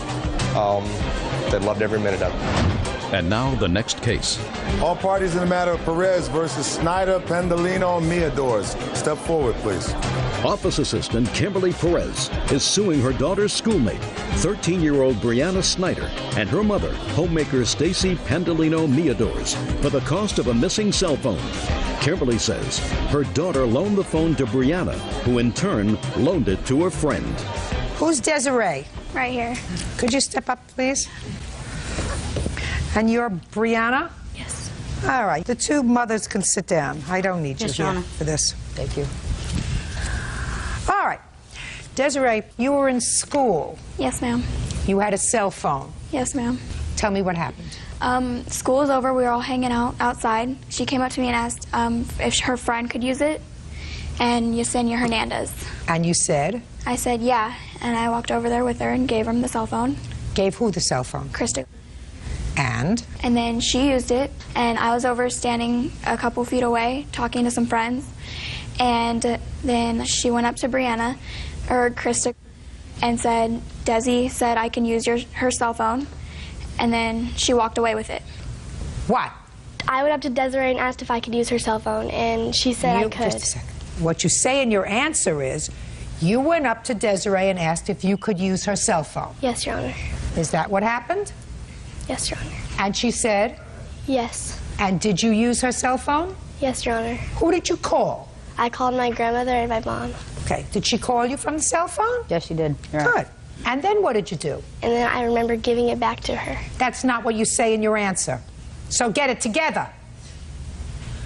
You said in your answer, I used the cell phone, and then my friend asked if they could make a call too. You remember saying that? Yes. Now you remember that? Yes. Better? And you let your friend have the phone. Yes, because she said they could. Just a minute. That's what you said. You said then you gave the phone. You want me to read it to you, what you said? You said, quote, I passed the phone to my friends and left school. That's what you wrote. Is that true? Yes, Your Honor. I know you're 100% sure that it's true. Yes, Your Honor. And you say, I have no idea who had it last after I left school. Yes, Your Honor. Right? So your defense is, it's not my fault. My two other friends had the phone. Let her go find out where the phone is. That's your defense. Wrong! Step up. Do you understand why she's wrong? No, Your Honor. Well, maybe I can help you. Because I gather you don't understand why she's wrong. So maybe I can give you a lesson. Do you want a car? Yes, I do. Do you have a best friend? Yes, I do. What's your best friend's name? You don't have to think so hard. If you have a best friend, your best friend has to have a name, madam. What's your best friend's name? Becky. Becky? Becky comes to you and says, Stacy, I have an emergency. Can I borrow your car for a half hour? Right? Yes. Say, sure. You know, my best friend. Take the car keys and you give her the car. You say, use it, you know, just bring it back. And Becky leaves, takes the car, and when she's out, she finishes her emergency, and she runs into her friend, Charlie. Charlie says, you know what? You got a car. I really need a car. Could I borrow the car to go to OTB? And your best friend, Becky, says, sure. Take the car. And he takes the car, and he wraps it around the tree. You think Becky's responsible for your car? Yes. Of course. Because you loaned the car to Becky. She loaned the phone to your daughter. Your daughter had the responsibility of returning the phone to her. She didn't do it. Now do you understand? Yes, Your Honor. Perfect. How much did you pay for the phone? It was $199.99, Your Honor. Perfect. Judgment for the plaintiff. That's all. Parties are excused. You may step out. Parties have been sworn in, Judge. You may be seated. Gentlemen, have a seat, please. How old are you, Miss Mance? I'm 19. How old were you when you met the defendant? I was 17. You were in high school? Yes, I was a senior in high school. And what was he? He was the assistant swim coach on my high school swim team. When did you start to date him romantically? We started dating maybe 3 days after the season ended. That was in February of 2002. You were 17? Yes. How old were you? 24 at the time. Married or single? Single. Had been married? No. Any children? No. According to your complaint, he had some trouble making ends meet. And over the course of your relationship, you loaned him money. Yes. Substantial amount of money. Yes. Mr. Leith says that, well, he did have some hard times there financially. The money that you gave him was just that gift. You agreed to help him out. And because he's a good guy, he gave you back $2,400. And he says, according to him, let me quote his answer, he said, I didn't want to seem as if I was a charity case, so I paid her a total of $2,400 to make her feel better, and I can prove it. That's what you said here. Yes. A lie. Prove. Shh. I'm going to cut to the chase right now. Okay. Miss Mance, you have a whole laundry list of money that you lent him over the years. Is that right? Yes. You say he gave you back $1,000, but he still owes you about $3,000. Yes. I'm going to ask you this. If he can prove to me what he says in his answer, that he paid you back $2,400, if he can prove to me, listen to my question, if he can prove to me that he paid you back $2,400, are you prepared to say, that's fine, that's... No. Oh, that's too bad. Prove to me that you paid her back $2,400. I don't have any evidence of any kind. Well, if you don't have any evidence, you see where I'm going? See where you're going. See where I'm going? The only evidence that we have is a title of a car that was signed over from my name to her name, which is a car that I purchased for her. For $200. And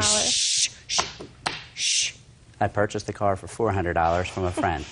We signed $200 on the title because it made tax reasons easier.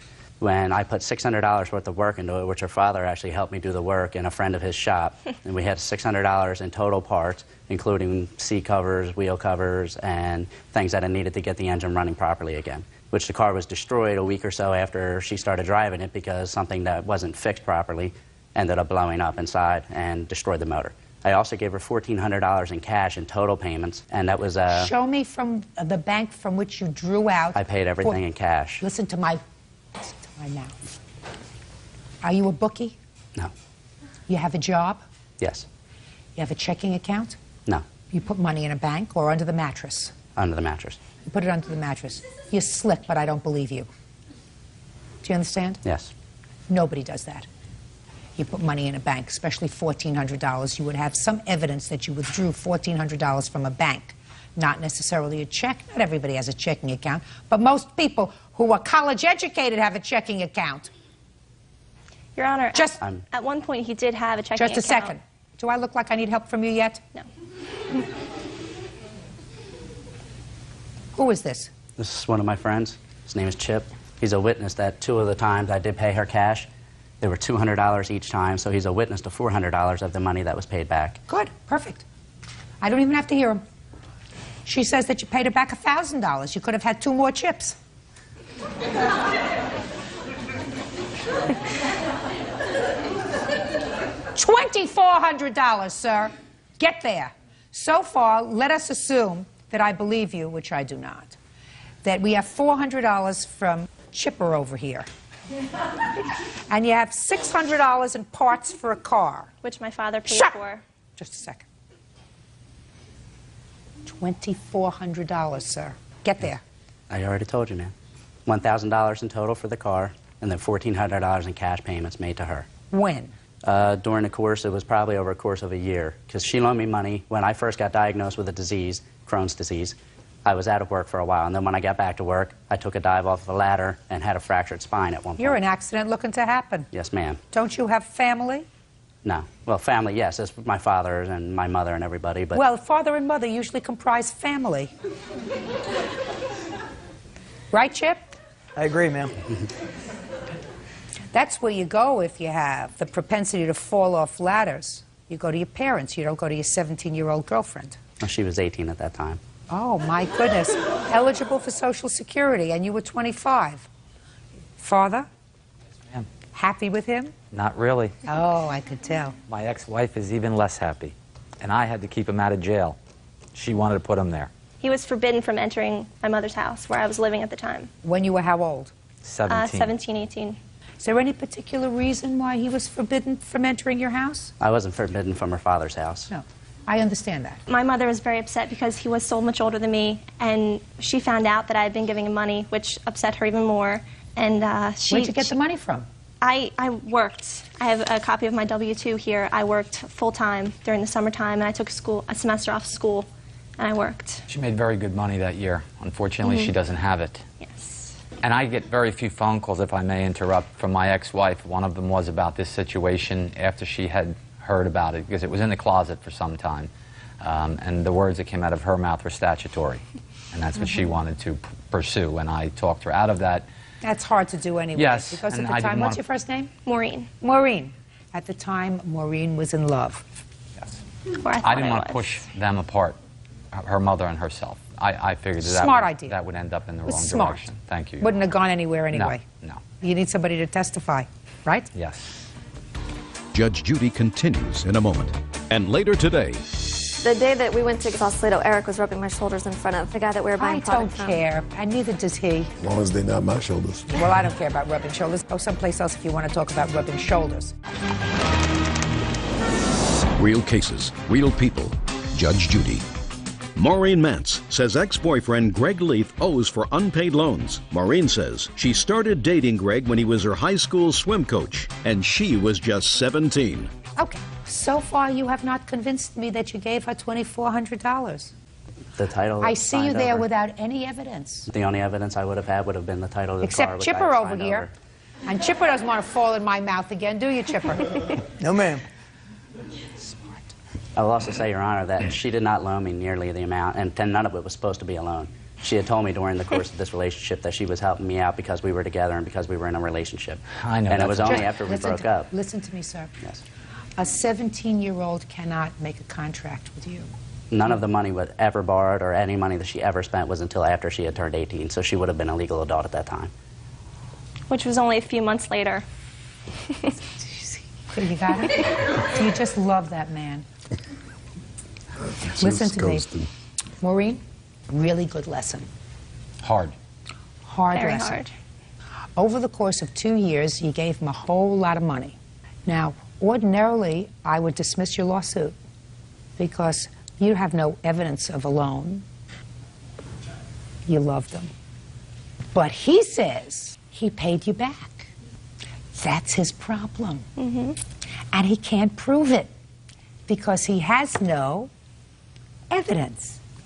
So what he wants me to do is believe a 25-year-old, because at that time he was 25, because you've turned 18, eventually he turned 25, Right. that a 25-year-old man took money from an 18-year-old girl, and he wants me to believe that this 25-year-old man had no bank account, no checking account, kept his money under his mattress. When he had it. When he had it. So I find that hard to believe, Mr. Leith. Do you understand? Yes. Is your Crohn's disease under control? Yes, it is. Oh, how wonderful for you. And you working full-time? Yes, ma'am. And you haven't fallen off any ladders lately? No, ma'am. Very good. Judgment for the plaintiff in the amount of $2,400, which is the amount you say you paid her back but can't prove. Maureen, be grateful. I am. Thank you very much. That's all. Thank you, Yvonne. Eyes are excused. You may step out. In the beginning of our relationship, he wrote me letters telling him how much he loved me and how much he couldn't wait to spend his life with me. We had both written letters to each other, and I wouldn't consider them to be romantic love letters. I was young, I was naive, and it was a hard lesson. And now the next case. All parties in the matter of Mackey versus Dewey. Step forward. Spa owner Lee Mackey is suing his former employee, 26-year-old esthetician Melanie Dewey, for the return of money he claims she stole.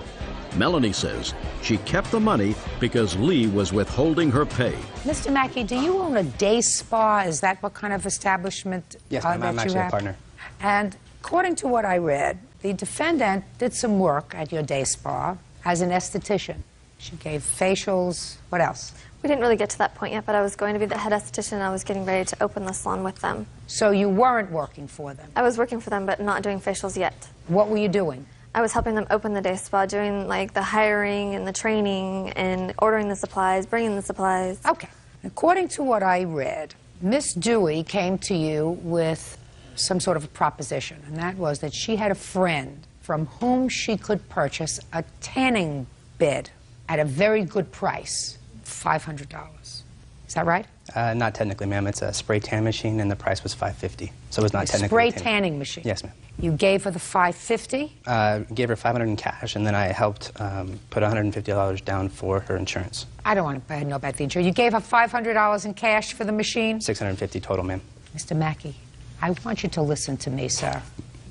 I said you gave her $500 in cash for the machine. Yes, ma'am. And then you said, well, I didn't want the machine. You were going to sell it to somebody else. And when you told that to the defendant, she said, well, I'm going to keep the $500. Yes, ma'am. And you also claimed that you loaned her $150 for her car insurance? Yes, ma'am. Now, Miss Dewey says that, in fact, you did give her the $500. You did pay the $150, but you owed her money for some wages, and she's keeping everything. Right? Correct. Uh-huh. When were you supposed to open the spa, Mr. Mackey? Originally it was in June, but we were delayed for construction. We finally opened December 15th. Of 2003? Yes, ma'am. And when did Miss Dewey come to work for you? I'd have to actually talk to our general manager, Eric. He's actually the one that dealt with hiring her. When did Miss Dewey come to work for you? She started helping the spa open, I would say, in early... You're thinking really hard. The questions get harder here, September. sir. What? September. September what? I don't know the exact date. When in September? It was the last week of July, actually. Is that a possibility, sir? I have her paycheck here that says 11/13/03 for 16 hours that she put in, and $295 of products that she purchased that she was reimbursed for. 11/16/03 is the first paycheck she had? Yes, You said she came to work for you in September. that is correct. So what happened to September and October? This is when she was reimbursed for her hours. Let me see. Okay. So you say you came to work in July. End of July, last week. And what did you do for them in July? They had me look online for products that they would like, talk to them on the phone, ordering supplies, going with them to Sausalito to order supplies. Well, I want you to take out a list of the hours that you worked. He was responsible for all those hours. I don't have any of the hours. You mean you were being paid on an hourly basis and you didn't keep track of how many hours you worked? He actually was supposed to give me a base salary, which I never had, and a compensation package that he never gave me. He never came through with anything that he said that he would. Then why did you continue there? That's why I quit, and that's why I kept the money. It was ridiculous. Well, you can't do that. I felt that I could. Maybe Well, you can't.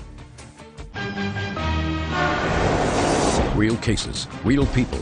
Judge Judy.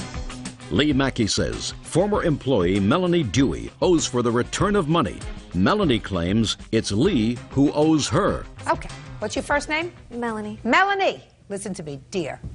If you go to work for somebody in July and you get your first paycheck in November, you're supposed to say, Very, too trusting. Something isn't right here. I worked in July, I worked in August, I worked in September, I worked in October. November 16th, I get a check for $583. Something isn't quite making sense here. Now, when did he give you the $500 for this tanning machine? It was in September. August 28th, ma'am. Also, just to talk a little bit about what Melanie is saying about working, we actually weren't even open. We were during construction. I understand that. What Melanie is saying is she was helping you set up. And she had to have been there prior to when you say she was there in November, because she made this arrangement to get you a piece of equipment in August. That's because we were friends. Mr. Mackey, don't play with me. You may have promised her that she would have a role in the new day spa and that she would be the chief esthetician, but you needed some help in setting up the place, and she was on the phone, and she may have gone to look for some products for you. It's her responsibility to keep track of her own hours, to check against yours. She can't do that. She can't come here with a pretty smile and a great tan and then say to me, this is my evidence. I mean, that doesn't float. So August 28th, Miss Dewey, you got the $500. And when did you decide to keep it for yourself? What date? Probably around the end of September, when I was still working for them and training all of their estheticians. And then I asked him for my compensation package, and he said that it was a great package, nowhere to be found, but they were going to turn around and sell the machine that I was giving them and make about $1,000 off of it. And at that point I realized I'm not going to get paid, they're making money, and I'm getting totally screwed. Shh. That was in September? Correct. So in September you kept the money? Correct. Did you continue to go to work there? No. Well, Then can you explain this check that was given to you on November 13th for $583 that you cashed? I guess it was a later time. I don't remember the time frames. Can I ask you this question, Miss Dewey? Yes. What did you do to prepare for your day in court? I mean, other than put on perfect makeup, what did you do? I've been Madam? out of the country. I wasn't prepared. You certainly are not prepared. What you're supposed to do when you come to court is the judge is going to ask you questions. Then you had to sit down and say, this is when I went to work for them. These are the hours that I put in. This is when I stopped working. This is when I decided to appropriate the $500 for myself because I wasn't getting paid. But if now you tell me that you appropriated the $500 in September, and then 2 months later they pay you $583, something doesn't quite fit. Do you understand? Yeah. All right, so I can't help you, madam. Now, what about this $150 loan for insurance? Well, actually, ma'am, the $50 was supposed to go towards the machine. The other was a loan because the insurance agent was around the corner from my house, and I do have the canceled check. Can I see it, where I please? wrote Melanie on the info line because it was not for me. And that was dated 11 November. Okay. Now, Melanie, State Farm is where you insure your car. Is that correct? That's where he insured my car, yes. What do you mean he insured your car? He was trying to pursue me. He was trying to date me. And that was one of his ways to get me to date him, was to get car insurance for me. So that was something that he did as a gift. Just a second. Melanie, he was trying to date you. He was trying to pursue you. That adds a new layer to this rather interesting Actually, both case. owners were, actually. What? Yeah. The day that we went to go get products in Sausalito, Eric was rubbing my shoulders in front of the guy that we were buying products from. I don't care, and neither does he. You don't care about rubbing shoulders, do you? As long as they're not my shoulders. Yeah. Well, I don't care about rubbing shoulders. All I care about is State Farm insurance for $150. Go someplace else if you want to talk about rubbing shoulders. Now, you allowed him to pay for your insurance, is that right? Yes, I did. Why? Because he said it was a gift and he wanted to do that for me. I don't believe you. Okay, listen, Melanie, where do you work now, darling? I work at a day spa. What do you do in the day spa? I'm an esthetician. How many days a week do you work? 4 days. What do you do on the 5th day? I take care of my son. And on 4 days, working 4 days a week, you're able to support yourself and your child? Yes, I am. Okay, well, wonderful. So I hope you have the $650 to return to Mr. Mackey. Judgment for the plaintiff in the amount of $650. That's all. Case number 353 on the calendar in the matter of Brakefield Jesse versus Blake. Parties have been sworn in. You may be seated. Have a seat. Mr. Brakefield, this is your girlfriend, is that right? This is my wife. This is your wife now? Yes. At the time of this, it was your girlfriend? At the time of it, yeah. Okay. According to what I read, several years ago, you had either a relationship with somebody, you had a brief marriage. I was married to my first wife. Okay. And that marriage produced a child. Yes, it did. A child that your then-wife was not interested in raising. That's correct. And you took custody of that child. Yes, I did. But you weren't either in a position or you weren't interested in being a full-time parent either. So you turned your son over to the defendant for the purpose of care.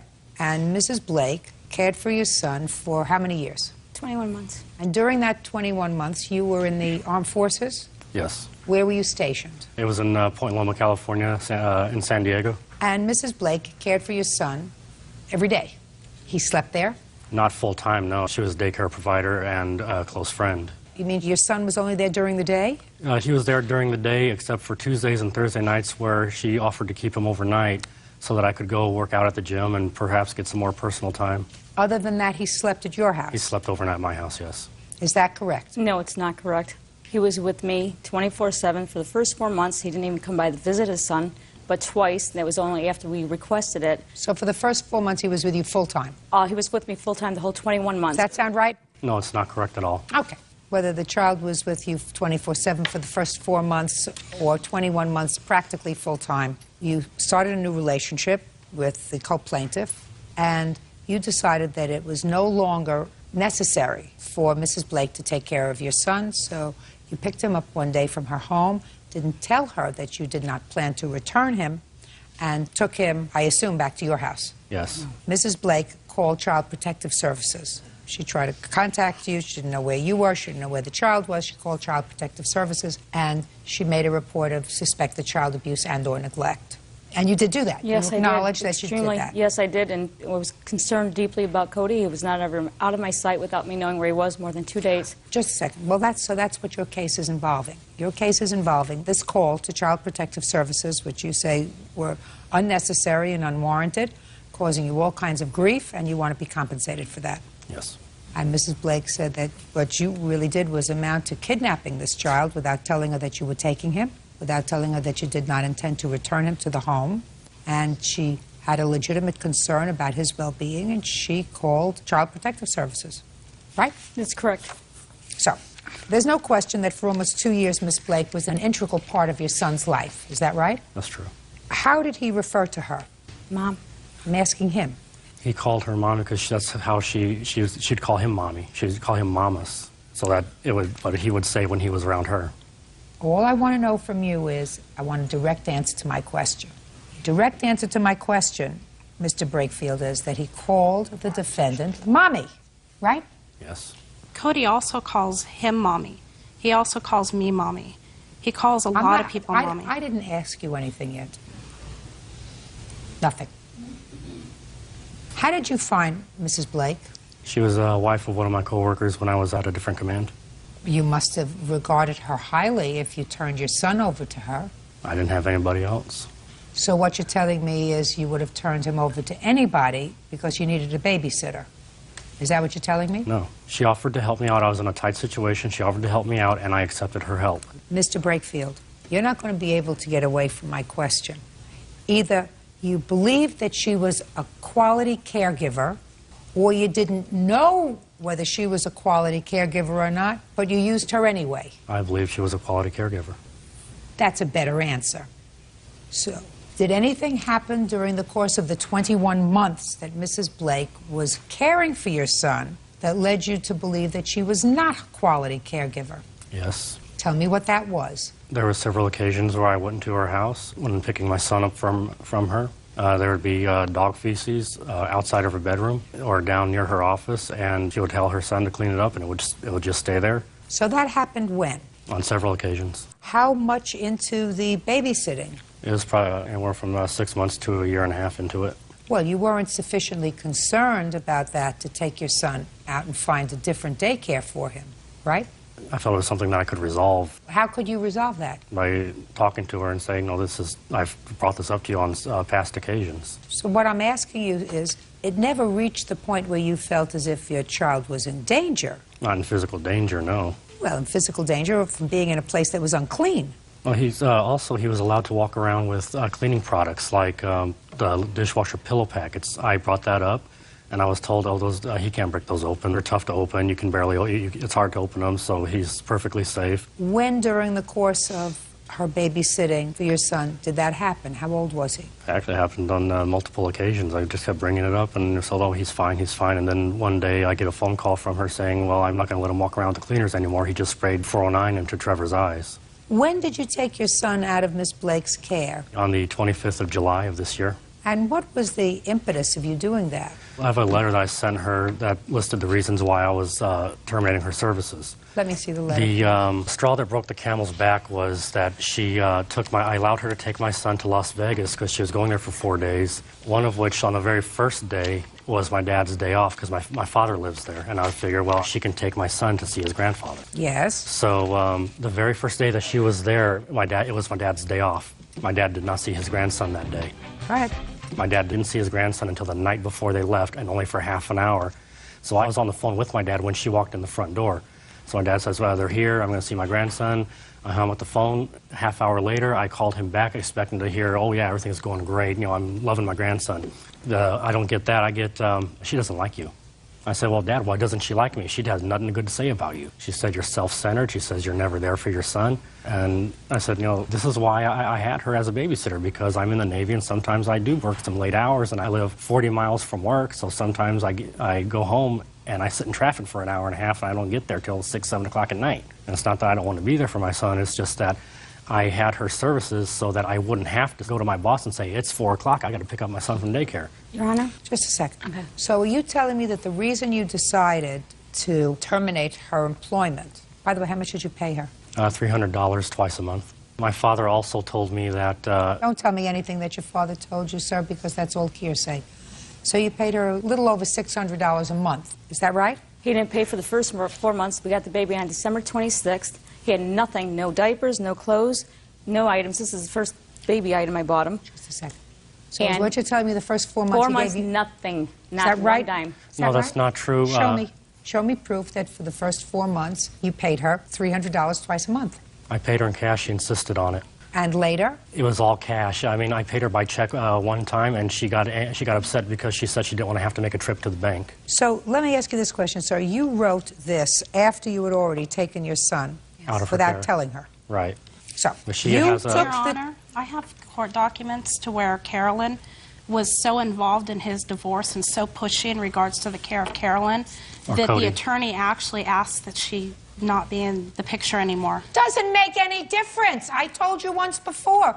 I didn't ask you anything. When did you meet him? In March. When did you start dating? March. And were you dating in April? Yes. Where did you live? In Oceanside. How did you meet him? I met him online. And when did you decide to get married? June. So you decided to get married in June, and in July, all of these irritants that had been bothering him for 2 years all of a sudden made it so that he took the child out of Miss Blake's custody without giving her any advanced warning. Is that the time frame we're talking about? That's right. Right. I got it. So you'll answer me when I ask you a question. Do you have children? No. Okay. Is somebody from Child Protective Services currently monitoring your home? No, they closed the case. Did I look as if I was looking at you? I was looking at him. They closed the case and they sent they gave me a letter. I want to see the closed letter.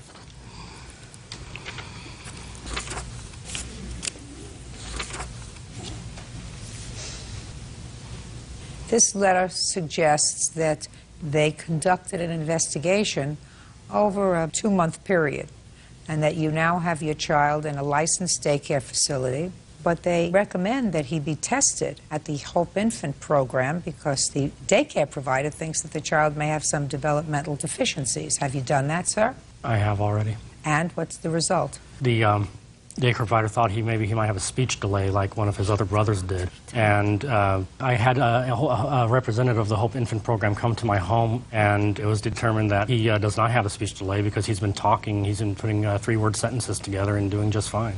Okay. Now we're going to get back to my original question, Mr. Brakefield, and that is, why did you not notify Miss Blake that you planned not to return Cody to her care?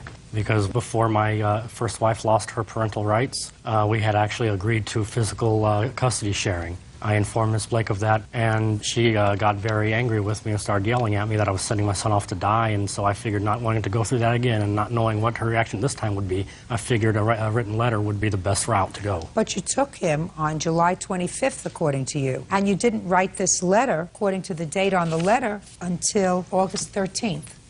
So between July 25th and August 13th, what communication did you have with her? I had none. Well, that's wrong, Except sir. when I told her I was going to go to Las Vegas to visit my father, which instead I went to another location, and my father started receiving phone calls from her demanding to know where I was, and my sister said she didn't know, and she was told by Miss Blake that she didn't care about me, she didn't care about Cody. Don't listen to me. That's all hearsay. I'm asking you what you did. Judge Judy continues in a moment. You had bad judgment when you picked wife numero uno. I hope that you had better judgment when you picked numero due. I'm not so sure. Real cases, real people. Judge Judy. Marvin Brakefield and his wife Jennifer Jesse claim child care provider Carolyn Blake falsely accused him of kidnapping his son. Mr. Brakefield, you're coming to court today, a man who, because of circumstances, finds himself in a position of having to care for an infant full-time and have a job. You did it with the help of Miss Blake for almost 2 years. Right. Then you meet this lady, and I gather from your complaint and from her answer that these two ladies did not get along. At first they did when I first brought her over to her Right now, house. it may be the first minute. After that, they did not get along. And within a month of the two of you deciding to make a life together, you remove Cody from Miss Blake's custody and don't tell her that you're not coming back. And expect her, listen to me, sir, and expect her to just say, well, I guess he decided to take the boy himself. There you go. And forget about it. And some 3.5 weeks later, sent her a letter outlining why you took him from her custody. I don't think that's right. So I wasn't sure what her reaction would be, and I didn't want to risk. all you have to being do is screamed send her a at and yelled at. telegram.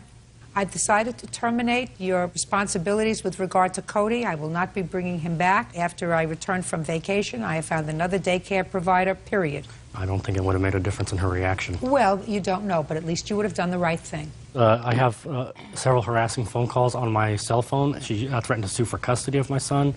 The time she threatened to call CPS. She called my command on several occasions. There are times that she on several of the phone calls says, "I am Cody's mother," and even has a message directly to Cody saying, "This is mommy, this is your mother." It's just anybody who's ever read this or heard the messages thinks we did the right thing by getting him out of her care. Listen to me. I don't necessarily think you did the wrong thing by deciding to resume full-time physical custody of your child. You now had a fiancé who was going to be living with you, so you were in a better position to take care of him. I don't fault you, sir, for removing Cody and deciding to take him back in your full-time charge. I fault you for the method in which you did it. You did it in a heartless fashion. Very heartless. Not only heartless for her, but heartless for your son. He's a 2-year-old child. And the only maternal figure that he's known in 2 years is her. So whether you decide to take him back full-time, you sit down, you have a conversation, and you say, listen, you may like it, you may not like it, but I'm getting married, and I am going to take Cody back. We're going to make a family, the three of us, but I'd like to be able to do this in an orderly fashion. I'd like to be able to bring him to you 3 days a week, and then bring him 2 days a week, and then down to 1 day a week, and you can always visit him so that the transition for my son would be easier. Do you understand what I'm saying to you, sir? Yes, ma'am. If she rejected that, you've at least done the right thing. But you can't do the wrong thing and then come to court and expect me to feel sorry for you because after you did the wrong thing, she called Child Protective Services. What you did was wrong. What you did was abusive to a child who has the only other parent that they know, the one that they're with most of the time, because when you pick him up after work, then he goes to sleep. And that's those days that you're not picking him up because you're going to the gym and taking care of other personal business, right, according to you. It's part of my job is mandatory. It's a mandatory military regulation that you work out 3 days a week. Great! What does your 2-year-old son have to do with that? All he knows is the only person that's taking care of him is her. Yep. And what you did was precipitously and without any thought to how it was going to impact on him, you removed him from the only family that he knew without a transition. And that, as far as I'm concerned, was abusive. And that, as far as I'm concerned, deserves a call to Child Protective Services and say, what kind of person has this kind of judgment? I'm afraid for the kind of judgment that he is exercising with regard to this 2-year-old. You got my drift? I've raised some children, and I have grandchildren, and you're supposed to take the position as a parent that you're supposed to do what's best for them, the children, all the time. Now, it's best for your girlfriend, but what's best for the child. Right. Not even for what's best for her. Right. She's not the issue. You're grown-ups. He's not a grown-up. He's a baby. And you and your first wife put him in a position. You had bad judgment when you picked wife numero uno. I hope that you had better judgment when you picked numero due. I'm not so sure. But you and your first wife, it was your bad judgment picking somebody who wasn't ready to have a family. It was second poor judgment that you had a baby with somebody that wasn't ready to have a family. You find a caregiver who was given your child, who's kept him safe, fed, clean, because she didn't remove him from her custody for 2 years, so evidently her care could not have been that inadequate, sir. And then when you decide to do it, you do it in a fashion that is not designed to ease the transition. As far as I'm concerned, that's neglectful and very bad judgment. So, did you call Child Protective Services? Yes, you better believe I did. Good for you. Your case is dismissed. Parties are excused. You may step out. He disappeared from his apartment. That's case number 362 on the calendar, the matter of Gaviola versus Turner. Parties have been sworn in. You may be seated. Have a seat. Miss Gaviola, the defendant was a friend of yours? Yes. And the two of you decided to go on a road trip for something, for business? Was it? We were invited to a music festival in Hollywood. And where were you coming from? Sacramento. You rented a car. And when you got to Hollywood, you loaned the defendant the car. Correct. It is your claim that she wrecked the car, and you are being held responsible by the rental car company. Ms. Turner says she did not wreck the car. She was using the car was stolen, and somebody else wrecked it. So it's not her responsibility. That's your defense. Yes. You hesitated. That's what I read. Is that wrong? No. Okay. When were you going to the festival? It was Friday, July 9th. I left from Sacramento around 7. When did you rent the car? 5:30 that afternoon. From whom? Enterprise. And when you arrived in Hollywood, what did you do with the car? I lent the car to Rhonda. Okay. You got the car on the 9th of July? Yes, Your Honor. What happened? Actually, what happened was we drove from Sacramento Look to at me, not the floor. We drove from Sacramento to Los Angeles, and we Who did the driving? The plaintiff. Go ahead. And we arrived in Los Angeles, and we went to her boyfriend's house. And from that point, I had taken the car and went home. And we were to meet up the next day. Went home to where? To my mom's house, actually, in Los Angeles.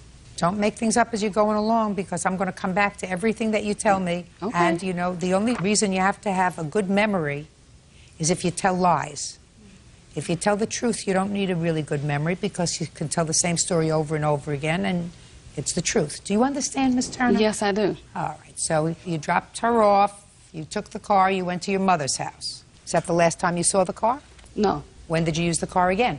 The next day when it was time to go to the so-called festival. Did you go to the festival together? No, we met there. And you were driving the car?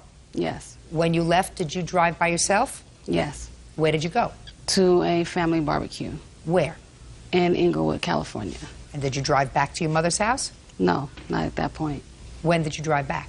I didn't drive back to my mom's house from that point. We were at the barbecue, and that's where the car was stolen from. When did you find out the car was stolen?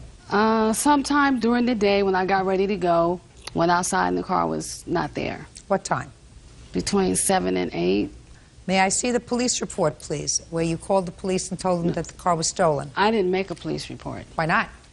Well, I figured the car wasn't in my name, and I figured I needed to get in touch with the plaintiff so the plaintiff could make the appropriate report on the car. When did you call her? I called her that same night. What time? Somewhere between 8 and 9. Is that right? We received a voicemail message on Jimmy's phone around maybe 10. Who got the message? He originally received the message. Jimmy, what's your last name? Placencia. You received the message. What did the message say? The first message I received from Rhonda was that she left a message saying she had wrecked the car. The car was in an accident. That's not true. Shh. That's the first message. Correct. And the second message? We had communicated several times during that evening. I called her back and she left a voicemail. And did you speak to her when you called back? Yes, I did. What did you say to her, and what did she say to you? I asked her about the vehicle and what had happened, and she had told me that she had gotten into a car accident, and I asked her about the accident. She said that she had hit somebody, and I asked her, did she exchange information, and there was no information exchanged. And then the story changed? And then the story had changed, and then she had tried to talk me or talk us into reporting the car that Lisa was originally the driver. She did not want to take responsibility for the accident. And when I started explaining to her that that would not be appropriate, then her story changed. She didn't want to talk, and we hung up, and then we tried to reach her again, and were not able to get in touch with her. That isn't true. I called them several times during the night. They did not return my phone calls. Ms. Turner? Yes. I read your answer very carefully, and you say that the car was stolen. My friends and family searched the neighborhood for the car, and finally a friend called and said that they had found the car, but it was wrecked. Where's the friend? They're not here. What's the friend's name? Adrian. So Adrian found the car wrecked, came back and told you that. Is that what you're telling me? Adrian didn't find the car herself. Her boyfriend found the car. Yes. I got the call initially from her stating what had happened.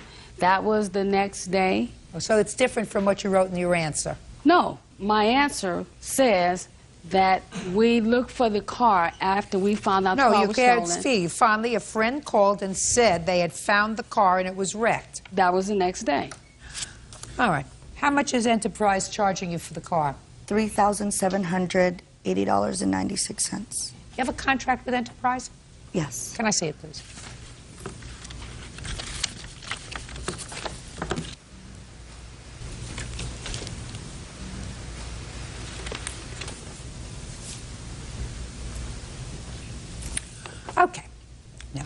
You went into a contract with these people in which you guaranteed to them that there would be no other driver driving this car. Yes. You had no right to give her the car to drive.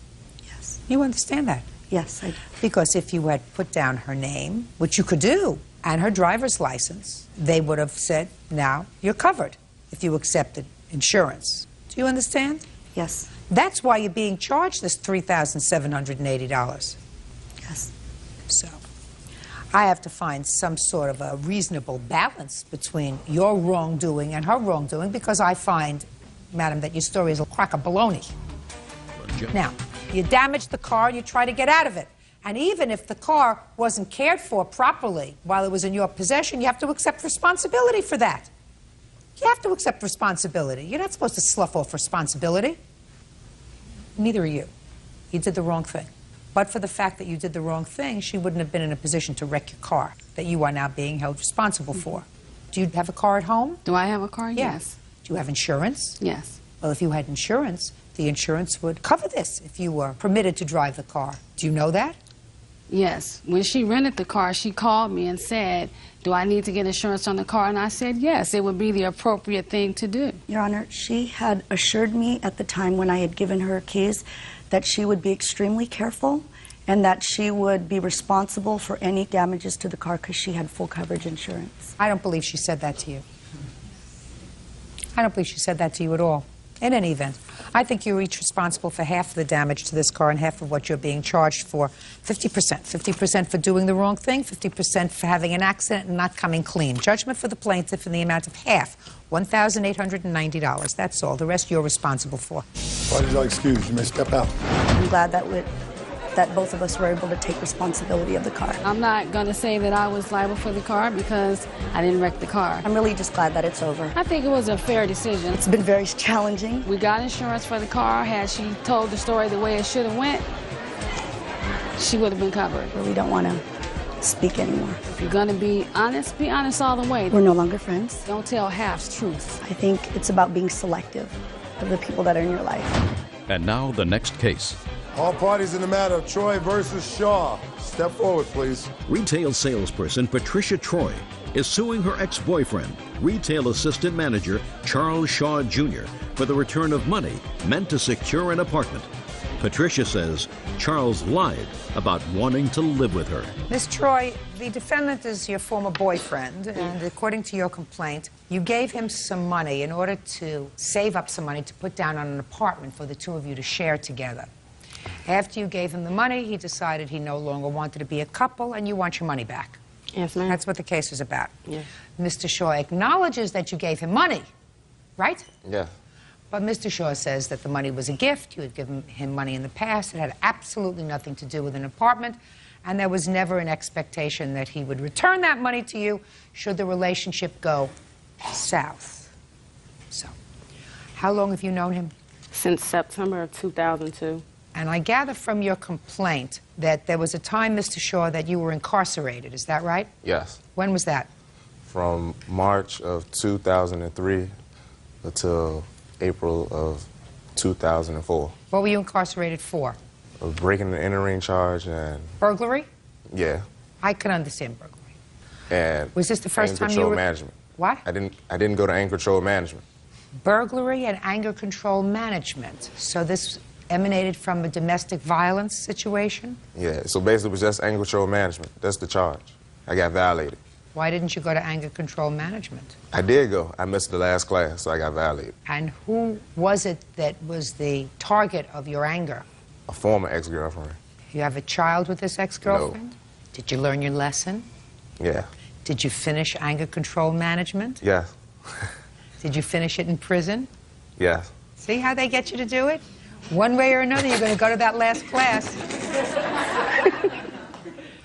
Now, Miss Troy met you in September of 2002, so she enjoyed your company for several months, and then you went to jail. And I assume that Miss Troy stood by you when you were in jail. Is that right? She came in on the tail end part. On the tail end part of jail? Yeah. She was writing at the beginning, then she stopped writing. Then around November of 2003, she started coming around. You mean she started to come to visit you? Yeah. Because you couldn't go visit her. So she was visiting you. Yeah. How far a trip was it that she had to make to come to visit you? Not far. Give me an idea. What's not far? Probably a mile. 1 mile. The jail was 1 mile from where she lived? I assume it was. Judge Judy continues in a moment. I said, you're waiting for my son to get home. There's no guarantee he's going to even still want to be with you. This is about my son no longer wanting to be with her. Real cases, real people. Judge Judy. Patricia Troy says her ex-boyfriend Charles Shaw Jr. owes for the return of money she gave him to secure an apartment. Charles says the money was a gift. Now, where was the jail? What jail were you in? Richmond City. Richmond City? Was that a county jail? City. And you live in Richmond? Yes, ma'am. So it's not such a far distance for you to come to visit? It's not that far. When you came to visit him, did you bring him money? On occasions. Is that right? Yeah. How much money did she bring you? These are just some of the money slips that she did give me. Can I see it, please? Who is this, by the way? Oh, that's my father.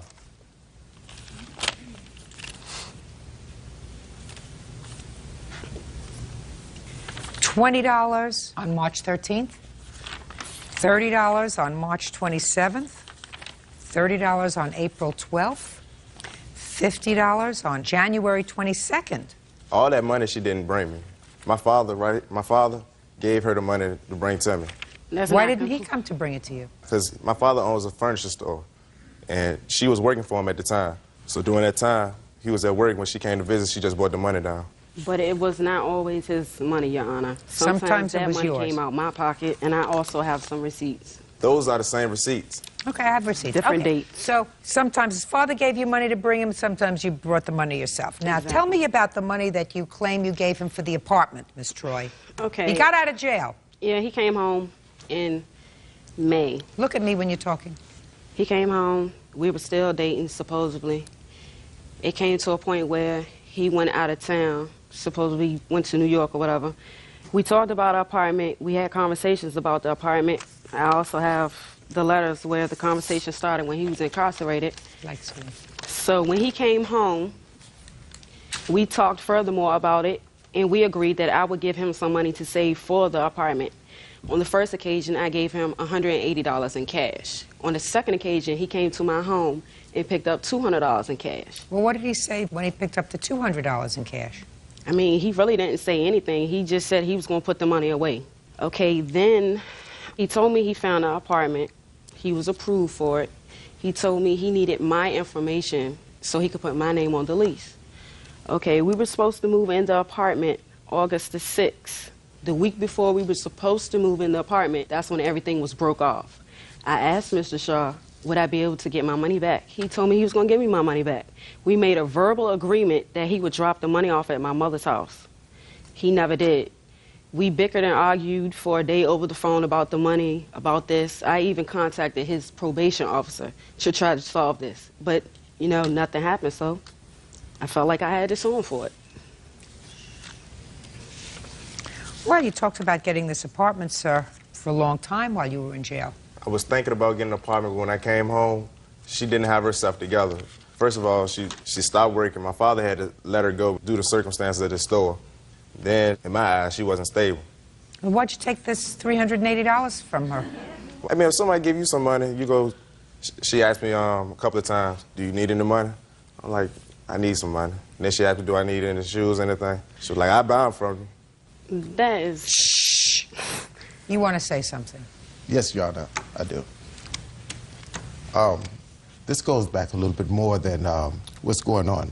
Back in January, the job at the store was actually my son's job. I was holding it for him until he came back from jail. But he called me back in January. He said, Dad, Patricia and I, we're having a little problems. She's having problems staying where she lives now with the people. She has a lot of issues going on, and she can no longer stay there. So could you let her work my job that you have for me at the store so she can find an apartment for her and her 2 kids to stay? So I said, I really don't want to right now, but I'll do it for you. So she came to the store. This was in January, February, March, April. I tell Miss Troy, when are you going to get an apartment for you and your kids? She's making the money. She never does it. I said, you're waiting for my son to get home. He's going to change. A lot is going to change about him. There's no guarantee he's going to even still want to be with you. You must worry about you and your 2 children. Good advice. So she had the money, plus she even got an income tax return. She did all that. She had plenty of money to get the apartment for her and the kids. This is about my son no longer wanted to be with her. That doesn't answer my question, Yes. sir. You know what my question is? Yes. He acknowledges he took the $380 from her. His response to me when I said, why, he said to me, someone give you money, you take it, right? And I asked him the about answer is, not if I wasn't interested. No, she didn't give me $380. Like that story she's saying about that 180 and that 200, that's not true. Well, how much did she give you, sir? She gave me probably like $50 one time, $70 one time. maybe Your $90. Honor. I mean, she gave me money numerous of times. I figured they were gifts. Do you understand, Mr. Shaw? Do you understand what I'm saying? I understand you very well. Okay. And so what I'm talking about your son's character. Yes. I mean, I'm not talking about her stupidity. Yes. I'm talking about his character. Excuse me, if ma'am. I'm speaking. If she's got 2 children that she has to take care of, and she is not a wealthy person because she's working at a temporary job, she's got 2 kids that she's got to deal with, and I know she doesn't have a lot of money. Your son, who evidently said to you, according to you, would you give Patricia my job so that she can save up a little money? Yes. Right? Yes. What kind of character does he have to take money from her? And I also told him about that. I'm asking you, you're his father. Do you think that that demonstrates a person of good character? No, it doesn't. Perfect. Yes. Sit down. Thank you. Like it. Judgment for the plaintiff in the amount of $380. That's all. Step out. Parties are excused. Orovec, parties have been sworn in, Judge. You may be seated. Have a seat, sir. Mr. Orovec, the defendant is your former wife. Yes, ma'am. How long were you married? Almost 7 years. And you have 2 children. Yes, we do. Recently divorced, and you, after a custody trial, you obtained custody of the 2 children. How old are they? 5 and 7 years, ma'am. Your lawsuit claims, Mr. Orovec, that your wife has embarked upon a campaign to file allegations alleging domestic violence, alleging abuse of the children, etc., causing you to spend a substantial amount of money for attorneys. All of those allegations were ultimately dismissed, proven unfounded, and you want your former wife to compensate you. Yes, ma'am. Mrs. Orovec says that everything she said was true, and she is a good mother, and she has an absolute responsibility to report any instances of abuse of her children and abuse of herself. I gather from your complaint that this situation is exacerbated by the fact that your former wife is now either living with or engaged to be married to your brother. That's you. Is that right? Yes. Are you twins? No. No. How far apart are you? 2 in years. age? And I assume you don't speak. No. For how long? Since the affair was found in my house. And when was that? Back in February last year. And when were you divorced? The divorce was entered in June 2nd, 2003. And when were you ultimately awarded custody of the children? Custody was done June 23rd. It was filed of 2004. Between June of 2003 and June of 2004, with whom were the children living? They were living with her primary. There was a custody trial? No, ma'am. There was a settlement. And what did you agree to in the settlement, Ms. Orovec? I agreed to maintain joint custody with David, as well as switching primary residency over to him on information that the law guardian had given me, stating that he was not allowed to make any changes regarding the children without first clarifying it with me. Don't qualify what you're saying to me. You agreed that the children's primary custodian would be their father. Yes, ma'am. Yes. Can I say something? Right? The reason that we went to court is because there's 8 circumstances which warrant a change of custody of emotional abuse towards the children, and we agreed upon this because she agreed upon it because she didn't want to go to trial. I assume, Mr. Orovec, that the recommendation of the children's attorney Yes. was that the children be in your primary physical Yes, they were, custody. Your Honor. And that would have been dispositive, in all probability, at a hearing. Otherwise, was there any other reason that you gave up physical custody of the children? Yes, Your Honor. Because you had physical custody of the children for a year. I was too afraid of the punishment I might get if I hadn't given up custody of them. That, madam, is baloney. You may think so, ma'am, but it's not. Baloney. Okay. Let's get to the first allegation, sir, that caused you to retain an attorney. That was back in June 18th. She filed a violation. You have to give me a year. June 18, 2003. Sorry, ma'am. She filed with CPS, and then she filed the order of protection. Okay. Do you have those reports? Yes, I have everything. Here's the order of protection, dismissed and everything, and here's the unfounded reports from CPS. Can I see? Here's the amended temporary order of protection I had too also. Just a second.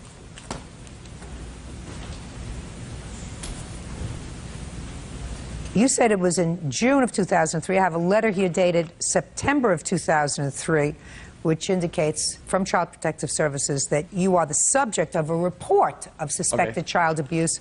And I assume that it was you who made that report. No, ma'am. Who was it? It was the children's pediatrician. When did you take the children to the pediatrician and why? I took the children to the pediatrician on June 16th of 2003 because they had come home from a weekend with their father covered in mosquito bites, my daughter particularly, and several bruises, one of which was so large on her leg that it looked like the size of the fist, and that's what the doctor had recorded. Mosquito bites? 22 to be exact. Oh, okay. As well as sunburn to the point where their skin was peeling. Now this is interesting. Just a second. September 11th, 2003 is when they notify you that there was a report. But then I have a letter dated August 30th, 2003, which indicates that they've done an investigation and they find that there is no credible evidence was found that the children were abused or maltreated, and therefore the report has been determined unfounded. How many reports were filed? 2 altogether. One was done back in February, way before that. Well, that's what I want to know. There was yeah, one I in may have had the paperwork. Sorry. Because you can't have an unfounded letter that's dated before the report. So there was a prior report in February. Who filed the prior report? That was done through CPS automatically because we were both arrested at our household for a domestic. She was charged with 3 charges, and I was charged with protecting myself. What's next? Well, since then, Your Honor, she's engaged in another filing false petitions against me now, ever since I've been awarded custody of the children. And she has done nothing but, in that last year, harassed me by going to child support and saying I'm not paying child support, which I have court documents saying that I was not willfully trying to disobey a court order. What was the child support order? First it was $90 a week, then I agreed to pay $100, and then I agreed to pay $150, and then because we kept going back and forth to court, she wouldn't stop filing. So they said it was not willful, and then child support, and then I was... Just a minute. When there were orders in effect for $90, $100, and $150 a week, did you make regular payments pursuant to those orders? I was. I constantly keep paying. It's not true, Your Honor. Go ahead. He says he wasn't in willful violation of the support order because he told the court that he didn't have a job. He owns his own business. Just a second. Did you ever tell the court that you couldn't pay this order because no, I did you not, were ma'am. not working? No, I did not. Transcripts. That was never an issue, like not paying child support. He said he wasn't working at the time. He even had his father in court to verify that he wasn't working. That sounds like a hard story for her to make up, sir. Listen to me. I'm listening. He also... Very easy to verify. Did you ever have your father in court and testify in court that you were either unemployed or didn't receive any income? Did you or did you not? The answer is either yes or no. It's very easy for me to pick up a phone and find out. No. Okay, go ahead. He, at that time, had obtained a new boat, a new camper, various new home improvements to his house, and the judge asked him where did these belongings come from. He claimed that they were his brothers, his little brothers, that he wasn't Somebody working. Else. So he was playing around with child support. Right, that he wasn't working, and he was $2,300 in arrears at that point. At this point... Do you have any documentation? I didn't bring it. I didn't think it'd be brought up here. At the time that you took him to court, he was $2,300 in arrears. I believe her. He is currently $700 in arrears. Judge Judy continues in a moment. I have no idea why you gave him up in the first place. Because I was stupid. Very, very stupid and scared. If you were very, very stupid, you can't inflict your stupidity on the children. Real cases, real people. Judge Judy. David Oravec says his ex-wife, Maria Oravec, owes for legal fees and harassment. David claims Maria has been filing false reports with Child Protective Services. Now, how much do you pay? We don't pay any. How much? Listen to me. How much do you pay in child? Not we. How much do you pay in child support? Neither one of us pay child support to each other. He doesn't have to pay child support to you. He is a primary physical custodian of the children. You're supposed to pay child support to him. He's never requested it. Oh, Mrs. Orvik, he doesn't have to request it. You're supposed to pay it. You're supposed to give him money because he's taking care of the children. So stop complaining and fetching to me that he's $700 behind in child support. Do you work? No, ma'am. Get a job! I have a job. I have 2 children. You are not the children's primary physical caretaker. But Get they're a with job me and daily. support them. That's your job. So stop fetching to me that he's behind in child support. You have as much of an obligation to pay for the children when they're in his custody as he had to pay for the children when they were in your custody. He didn't pay when they were in my custody. And you don't pay a dime when they're in his custody. I purchase everything for them outright. I've heard that. Listen to me. You know how many times I've heard that from fathers who weren't primary physical custodians? I buy diapers, and I buy milk, and I buy things for them, and I take them to the movies. That's not support. Get a job and support them. Now, when was the next order of protection that was filed, sir? There was no more after that. So what are you complaining about? Because she constantly keeps bringing me back and forth to court. Now, even after I was awarded custody of the children, she filed another petition against me to try and get modification of the custody of the children again. Let me see it. I mean, it's a nonstop battle of harassment and attorney fees that I got to keep paying. Well, what is this? So now here's another petition.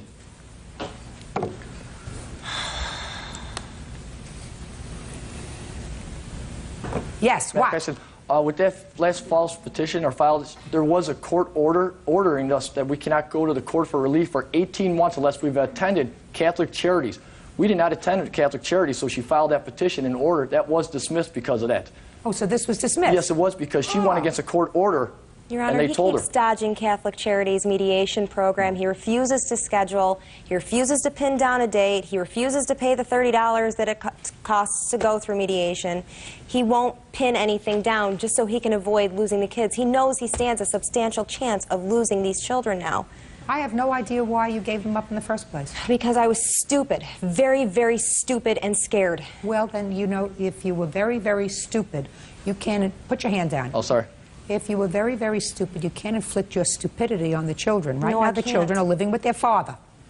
And They're living with both of us, ma'am. They go back and forth each week. You mean 1 week they live with you and 1 week they live with him? A 5- and 7-year-old have to get carted around every other week. It's not good for them. That's what you agreed to. Listen, if that's what you agreed to, and if you don't believe it's good for them, then they should stay with their father. He's not good for them, ma'am. Listen, if you're their mother, and you voluntarily settled this matter, and I'm not going into it because to me, you had custody for a year. There was something that happened that convinced you that it would not be in your best interest to proceed to a trial in this case, a trial that you would clearly lose, because otherwise, unless you suffered a substantial breakdown mentally, you would not concede custody to the father who did not have custody. So there was something that you did or something that the court could have determined, and I'm not sure what it was. I have it. Well, you have a report? Yes, I do. I have the Can report see it? right here. He Let me see it. alleges abuse, Your Honor, but they're No. just Let me see it. allegations, and it's This one right here. nonsense. The mother has engaged in a course of conduct designed to alienate the children from their father, and it goes on to list 6 instances where she has done that. The family court judge, in modifying the order of custody, clearly found that there was a change in circumstances sufficient to change the judgment of divorce and to modify the judgment of divorce, and ordered as follows. On consent of the parties, the mother and father shall continue joint custody of the minor children, with the children to reside with the father. That's what you consented to. And the judge found that there was a basis for that. Listen to me. You haven't established, to my satisfaction, anything as egregious as to require me to direct her to pay you for filing false charges against you. But I do suggest, sir, that you have the right to seek financial support from your former wife. She has an obligation to support these children just as you did when they were living with her. And I suggest that if you want to pursue that, you should go to Catholic Charities, proceed with whatever mediation there is in Catholic Charities and then file a petition seeking child support, unless you are an independently wealthy person. Are you? No, I'm not, ma'am. Good. According to Then do it. him, That's he all. is. Out. Thank you, ma'am.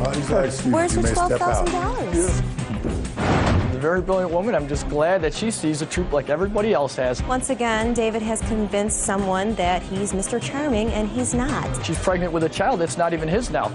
And my concern is how she's going to bring another child into this world when she can't even take care of the 2 children she has right now. That's why Daniel and I are involved. He got me out of an abusive relationship. He saw his brother beating me up. His own brother can't stand him. Well, they're sick. There's nothing else to say. We're going to have a nice little family once we can get someone else out of our lives and have him move on. You know, the devil works in mysterious ways. Unfortunately, it's influenced them. Nothing I can do about it. No, I just figure it this way. I married a boob and ended up with the prize. And now the next case. All parties in the matter of Stewart versus Stubbs. Step forward. Parks manager Randy Stewart is suing 28-year-old travel coordinator Sonia Stubbs for damage to his home caused by a golf ball. Sonia says Randy was taking a chance by owning a home on a golf course. Mr. Stewart, you own a home that's situated on a golf course. Is that right? That's right. Where is that, sir? North Carolina. Is it a nice golf course? It's an average golf course. And is it a nice house? It's an average house. And Mrs. Stubbs was playing golf on the golf course. Yes, ma'am. And she was playing a very average game. Yes, ma'am. On the average course, where your average house overlooks what fairway? 17. And Miss Stubbs took a shot and the golf ball hit your house. Correct. You claim causing some damage to the house. Yes. And Miss Stubbs says when you buy a house situated on a golf course, you have to expect that every once in a while your house is going to get hit with a golf ball. Sort of like you assume the risk when you buy a house on a golf course that golf balls don't always hit their mark and it's possible that your house is going to be damaged. That's your defense. Yes, ma'am. I just like to go through the simplistic part of the case because it seemed to me from reading the complaint and the answer that there wasn't much of a dispute with regard to certain facts. She hit the ball, she heard it hit something, you found the siding damaged. Correct. Immediately after the ball hit the house. Okay. Now, when I read this, Miss Stubbs, I was trying to think of an analogy for you. Okay. Let's say you purchase a house near an airport. You know those planes come in and out, and some big planes and some little planes. Right? And lo and behold, one day you come home and you find that this nice little 3-bedroom ranch that you left in the morning when you went to work is no longer there. Because right smack in the middle of the living room is a little twin-engine plane that missed its mark. And you say, well, I'm going to sue the owner of that plane. He walked away scot-free. I have no house. The owner of the plane says to you, listen, you buy a house near an airport. Planes come in and out. And you have to expect every once in a while there's going to be an accident because not every plane's going to hit its mark. May not happen all the time. A couple of times a year. Once every 2 years. And when it does, you have assumed the risk. So, Miss Stubbs, when you buy a house on a golf course, what you're doing is saying, I like to play golf, I like to look at golf. People who play golf, who are good golfers, usually hit their mark. Their mark is not the side of my house. The mark is either the green, the fairway, the rough, whatever, but it's not the side of my house. So just like the twin-engine prop that hit the middle of somebody's living room, of your living room, the owner of that plane would be responsible for the damage to your house. You are responsible for the damage to Mr. Stewart's house in the amount of $385, which is your estimate. Judgment for the plaintiff. That's all. Step back. She didn't yell. She didn't even flinch. But with one devastating sentence, she shattered a national debate. One recent morning, a routine hearing meant to bury housing reform exploded into a firestorm, not with screams, but with ice-cold precision. Jasmine Crockett took on Lauren Boebert and Caroline Levitt, two Republican loudmouths who scorned the poor and ridiculed the voiceless. Then, a shocking leaked audio dropped, exposing their smug mockery of the very voters they swore to represent, and the internet ignited. Hashtags erupted, donors bolted, and a bill once sneered at surged to victory with ruthless silence. This is the story of how silence became a weapon of destruction, and how one woman forced America to listen without ever raising her voice. Washington, D.C., early one weekday morning, just past 9:40 m.m. The chamber was already tense before anyone spoke. Room 210 in the Rayburn House office building had become a boiler of posturing and budgetary brinkmanship. Fluorescent lights buzzed overhead, cameras rotated silently, and congressional aides lined the walls like well-dressed statues. Outside, reporters hovered near the door, ears pressed to glass, hoping for something, anything that might break the monotony of committee procedures. Then came the spark. Congresswoman Lauren Boebert, Colorado Republican and poster child of firebrand populism, leaned into her microphone and smiled. It was the kind of smile you wear before throwing a grenade. "Let's be real here," she began, voice syrupy, eyes scanning the panel. "What my colleagues call housing justice is just code for tax-funded emotional therapy. We don't need more handouts. We need more hard truths." The room didn't flinch, but millions of screens across America were already lighting up. The hearing was being streamed live on C-SPAN, MSNBC, and Twitter X. Hashtag trackers would later confirm at this moment. This line was the first fracture of the day.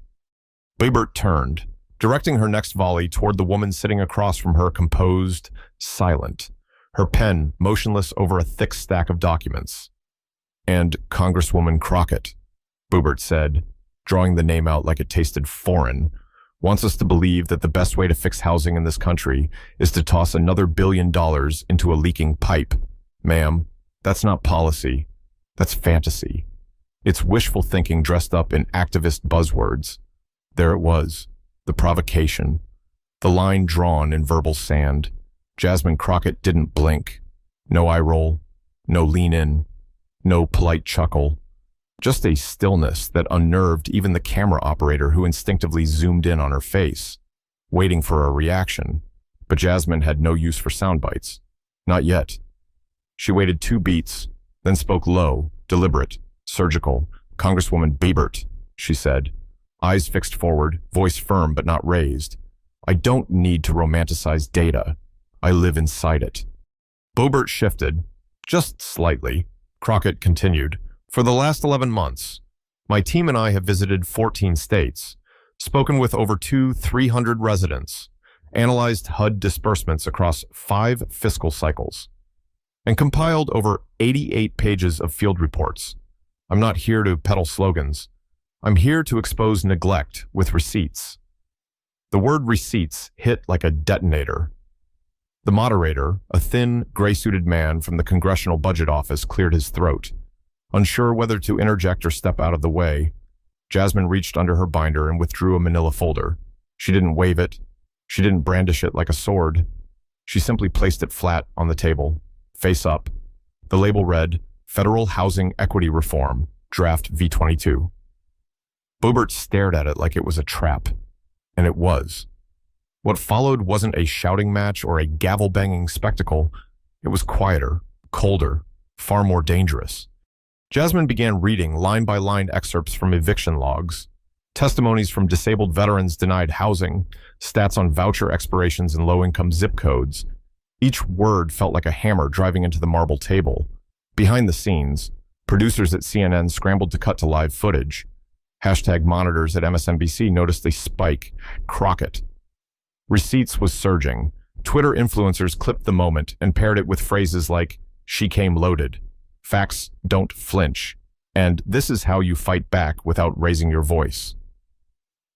At 10:07 a.m., Caroline Levitt tweeted a gif of Boebert smiling smugly, an attempt to redirect the narrative. But by then, the momentum had shifted, badly, within minutes. At Justice Democracy posted a 3-minute supercut of Jasmine's dismantling. By 10:30 a.m., it had 1.2 million views. By noon, over 4. But the real eruption came when a 42-second clip leaked audio from a closed-door donor dinner Boebert had attended just days earlier in Charleston.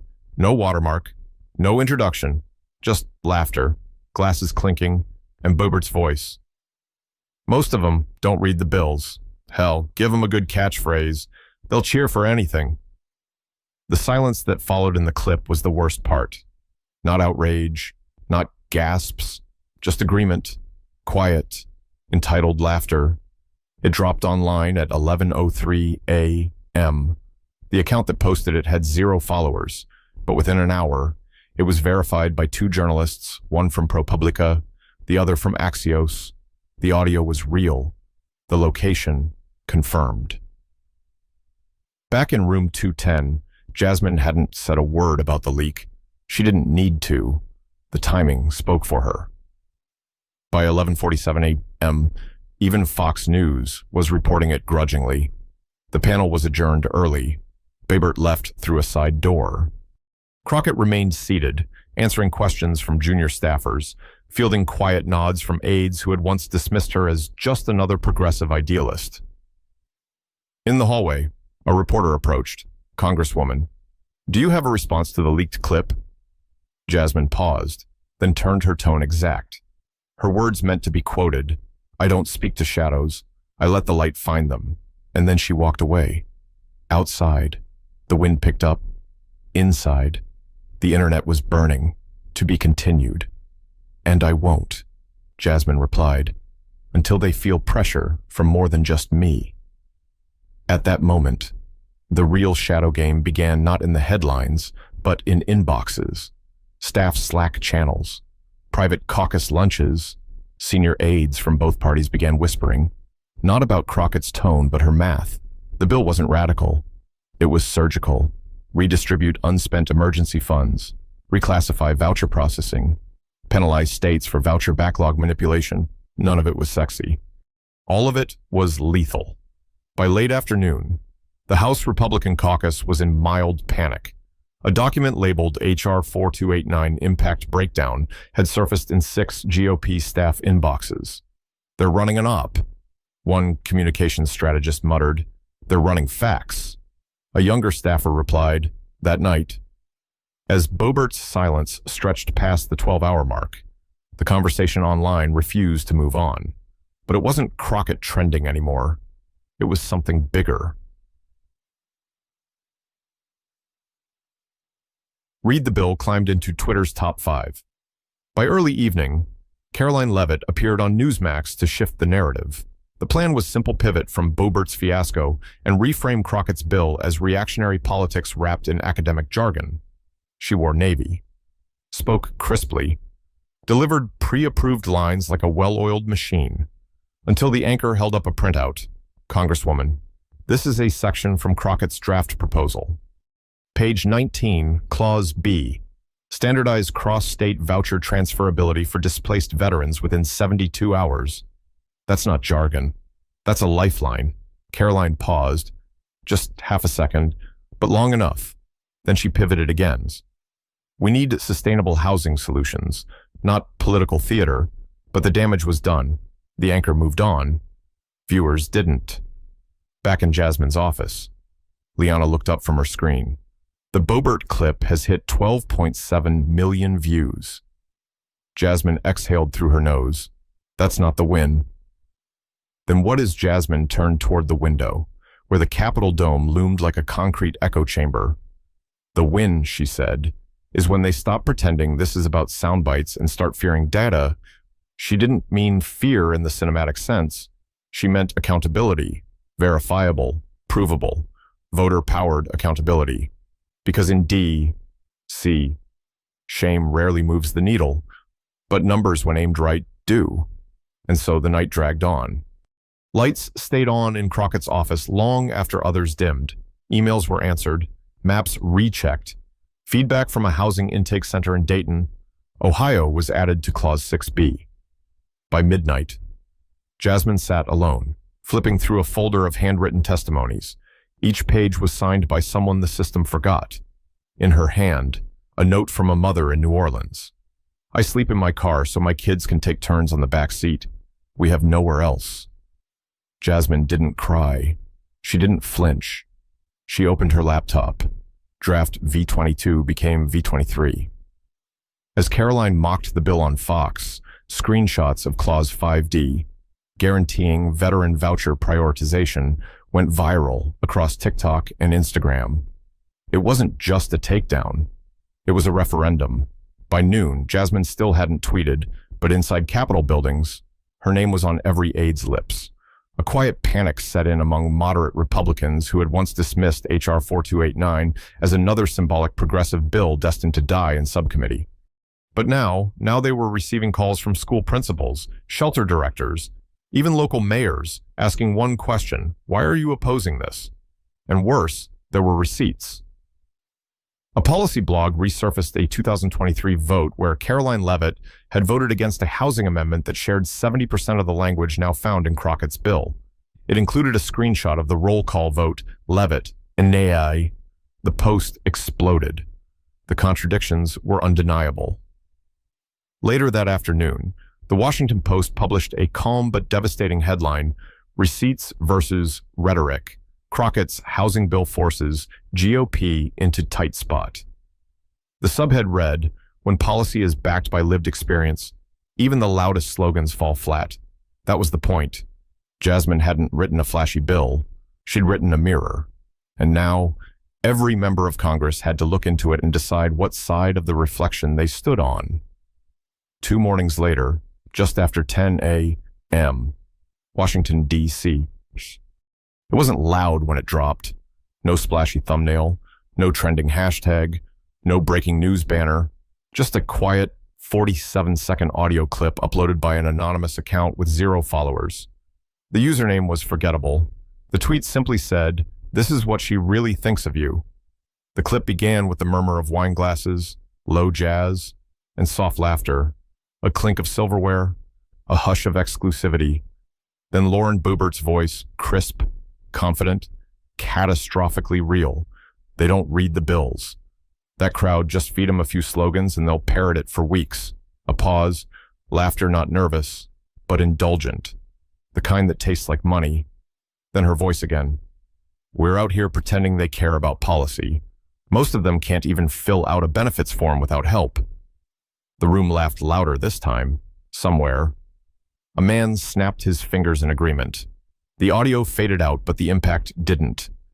Within 10 minutes, the clip had been reposted by 2 independent journalists, one from ProPublica, another from Politico.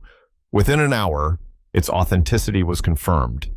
The event had taken place April 30th at a closed-door fundraiser in Charleston hosted by a conservative PAC. The room was filled with donors, lobbyists, and staffers.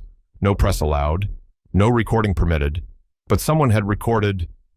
And now the grenade was rolling across the marble floors of Congress. Less than an hour later, CNN broke into live coverage. Shortly after, MSNBC ran it 3 times in one segment, with Joy Reid leaning forward into the camera and saying, "This isn't just elitism, this is contempt with a microphone." Even Fox News hesitated. Their mid-morning anchor acknowledged, flatly, "We have reached out to Representative Boebert's office for comment." No response yet. By noon, the hashtags exploded. They can't read. Mockery. Leaked policy. Isn't a punchline. And still Jasmine Crockett didn't say a word. She didn't retweet, didn't quote the clip, didn't give a soundbite. She was walking the halls of a temporary shelter in Bridgeport. Connecticut name badge reading only visitor. Her clipboard was full, her phone on silent. No cameras had been invited. But a local reporter caught a glimpse of her speaking softly with a maintenance worker by the dumpster out back. She was asking about broken hallway lighting and why no second boiler unit had been installed for winter. By early afternoon, the contrast was unbearable. Cable news had split its screen: left side, Boebert's audio clip; right side, grainy phone footage of Jasmine helping a shelter resident fill out a form.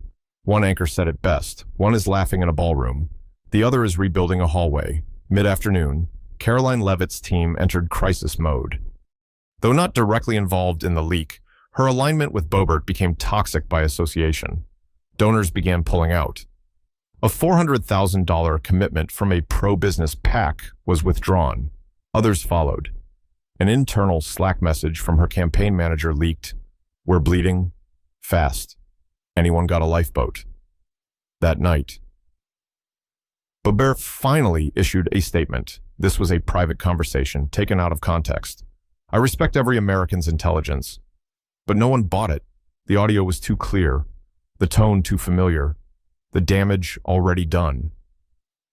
Worse, Crockett still hadn't reacted, and that silence, it screamed. It allowed the country to fill the void with their own anger, their own stories, their own frustration. People began posting photos of themselves holding signs I read the bill. I'm not a punchline. I may not wear a suit, but I vote. Veterans reposted Boebert's clip alongside images of their VA paperwork and housing rejection letters. One caption read, "Thanks for the slogan. I'll remember it on Election Day." By sunset, the story had reached a cultural tipping point. Saturday Night Live teased a segment. Celebrities weighed in. Talk radio flipped. And still, Jasmine remained off camera. No tweet, no post. Just one sentence, given to a local reporter who caught her between site visits. "I'm not here to comment. I'm here to rebuild the system." That quote ran on the front page of the Hartford Times. No bold font. Just beneath a photo of her sitting cross-legged on a shelter floor next to a child with a coloring book. By 8:00 p.m., the image had gone viral with 3 simple words. She showed up. The following day, Washington, D.C. It wasn't the backlash that stunned Caroline Leavitt. It was the silence. Not from critics, they were louder than ever. Not from Jasmine, her silence remained surgical. But from the people who once orbited Caroline like satellites, aides, interns, media bookers, donors. By morning, Caroline's team had begun to vanish. Her comms director left without a word. The collapse was not explosive. It was clinical, a slow vacuuming of relevance. The echo chamber had turned on itself.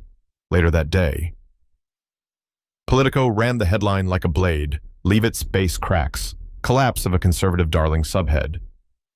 Crockett's quiet campaign buries talking point politics in record time.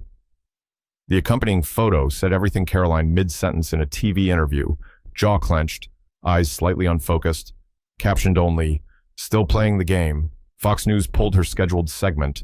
Her media consultant quit via voicemail. Her strategist texted, "You should lay low. You're radioactive." Just after 3 p.m., she attempted one last push, a solo live stream from her office. No network, no filter, just her and the flag behind her. "I want the country to know that my words were taken out of context. I've always fought for working families. I believe in honest dialogue. I stand by that. But the stream barely broke 8,000 viewers." The comments scrolled faster than her talking points. "Then why vote no? You called us stupid? Read the room. Too late. Not one thank you. Not one we've got your back." Disinterest cuts deeper than outrage.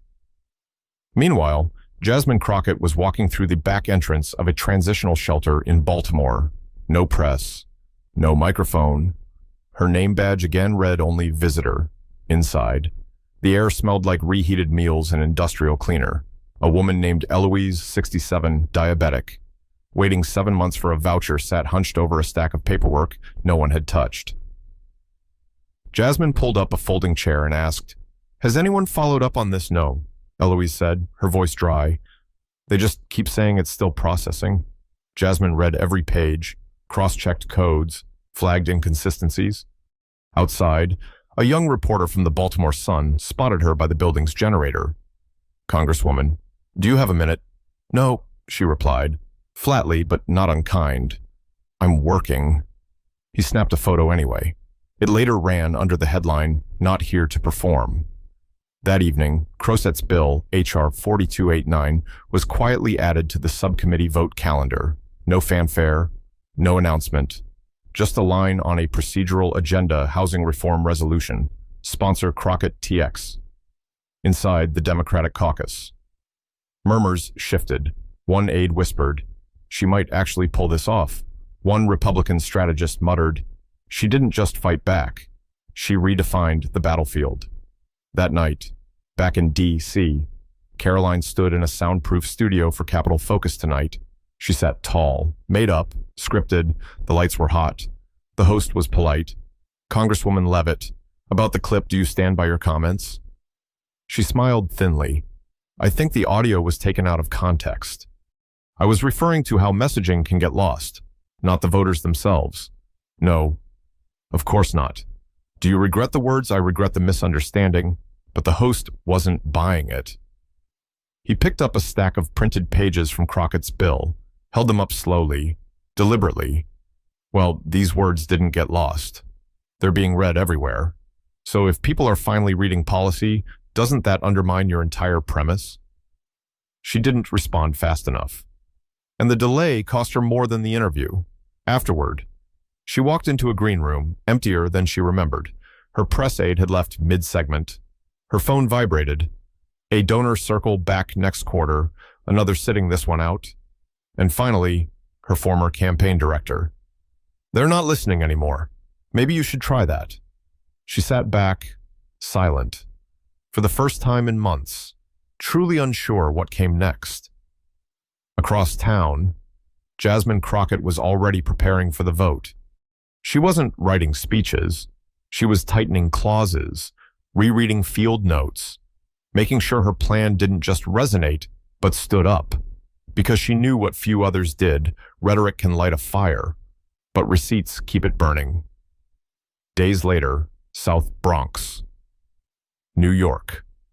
In room 1C, she met Jamal, a Navy vet who had been promised transitional housing 3 times. He handed her a manila folder filled with untouched paperwork. I just want someone to read it, he said. She did. Right there, page by page. And Eloise said softly, I didn't know people like you came here. Jasmine smiled. Not for the press, not for the public, but because she finally felt like she was standing exactly where legislation is supposed to begin. Not in the rotunda, but in rooms that smell like metal and mold, where dignity fights to breathe. On voting day, 2 p.m., House Chamber, Washington, D.C., the chamber air was thick, not loud, not frantic, just heavy, like history had paused watching. Row after row of lawmakers filled their seats, suits straightened, ties adjusted, heels clicked against marble. The press gallery overflowed, reporters scribbled, producers mouthed to camera crews, phones buzzed low under desks, headlines half-typed in drafts. But in the center, Jasmine Crockett sat still. No folder, no phone, just a single printed copy of H.R. 4289 resting flat on the wood before her, 88 pages, draft V23, finalized at 3:14 a.m. the night before. She didn't smile, didn't shift. Her hands were folded in her lap. Her posture didn't beg attention, but it commanded it. At exactly 2:07 p.m., the speaker gave the floor to the bill's sponsor. Jasmine rose, and for one heartbeat, the room didn't move. No camera clicked, no cough, just her voice. I didn't write this bill for applause. I wrote it for the single mother who sleeps in her car while her sons finish homework on the dashboard light. I wrote it for the veteran who served this country, then died waiting on a voucher approval.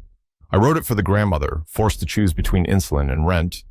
No theatrics, no raised tone, just concrete.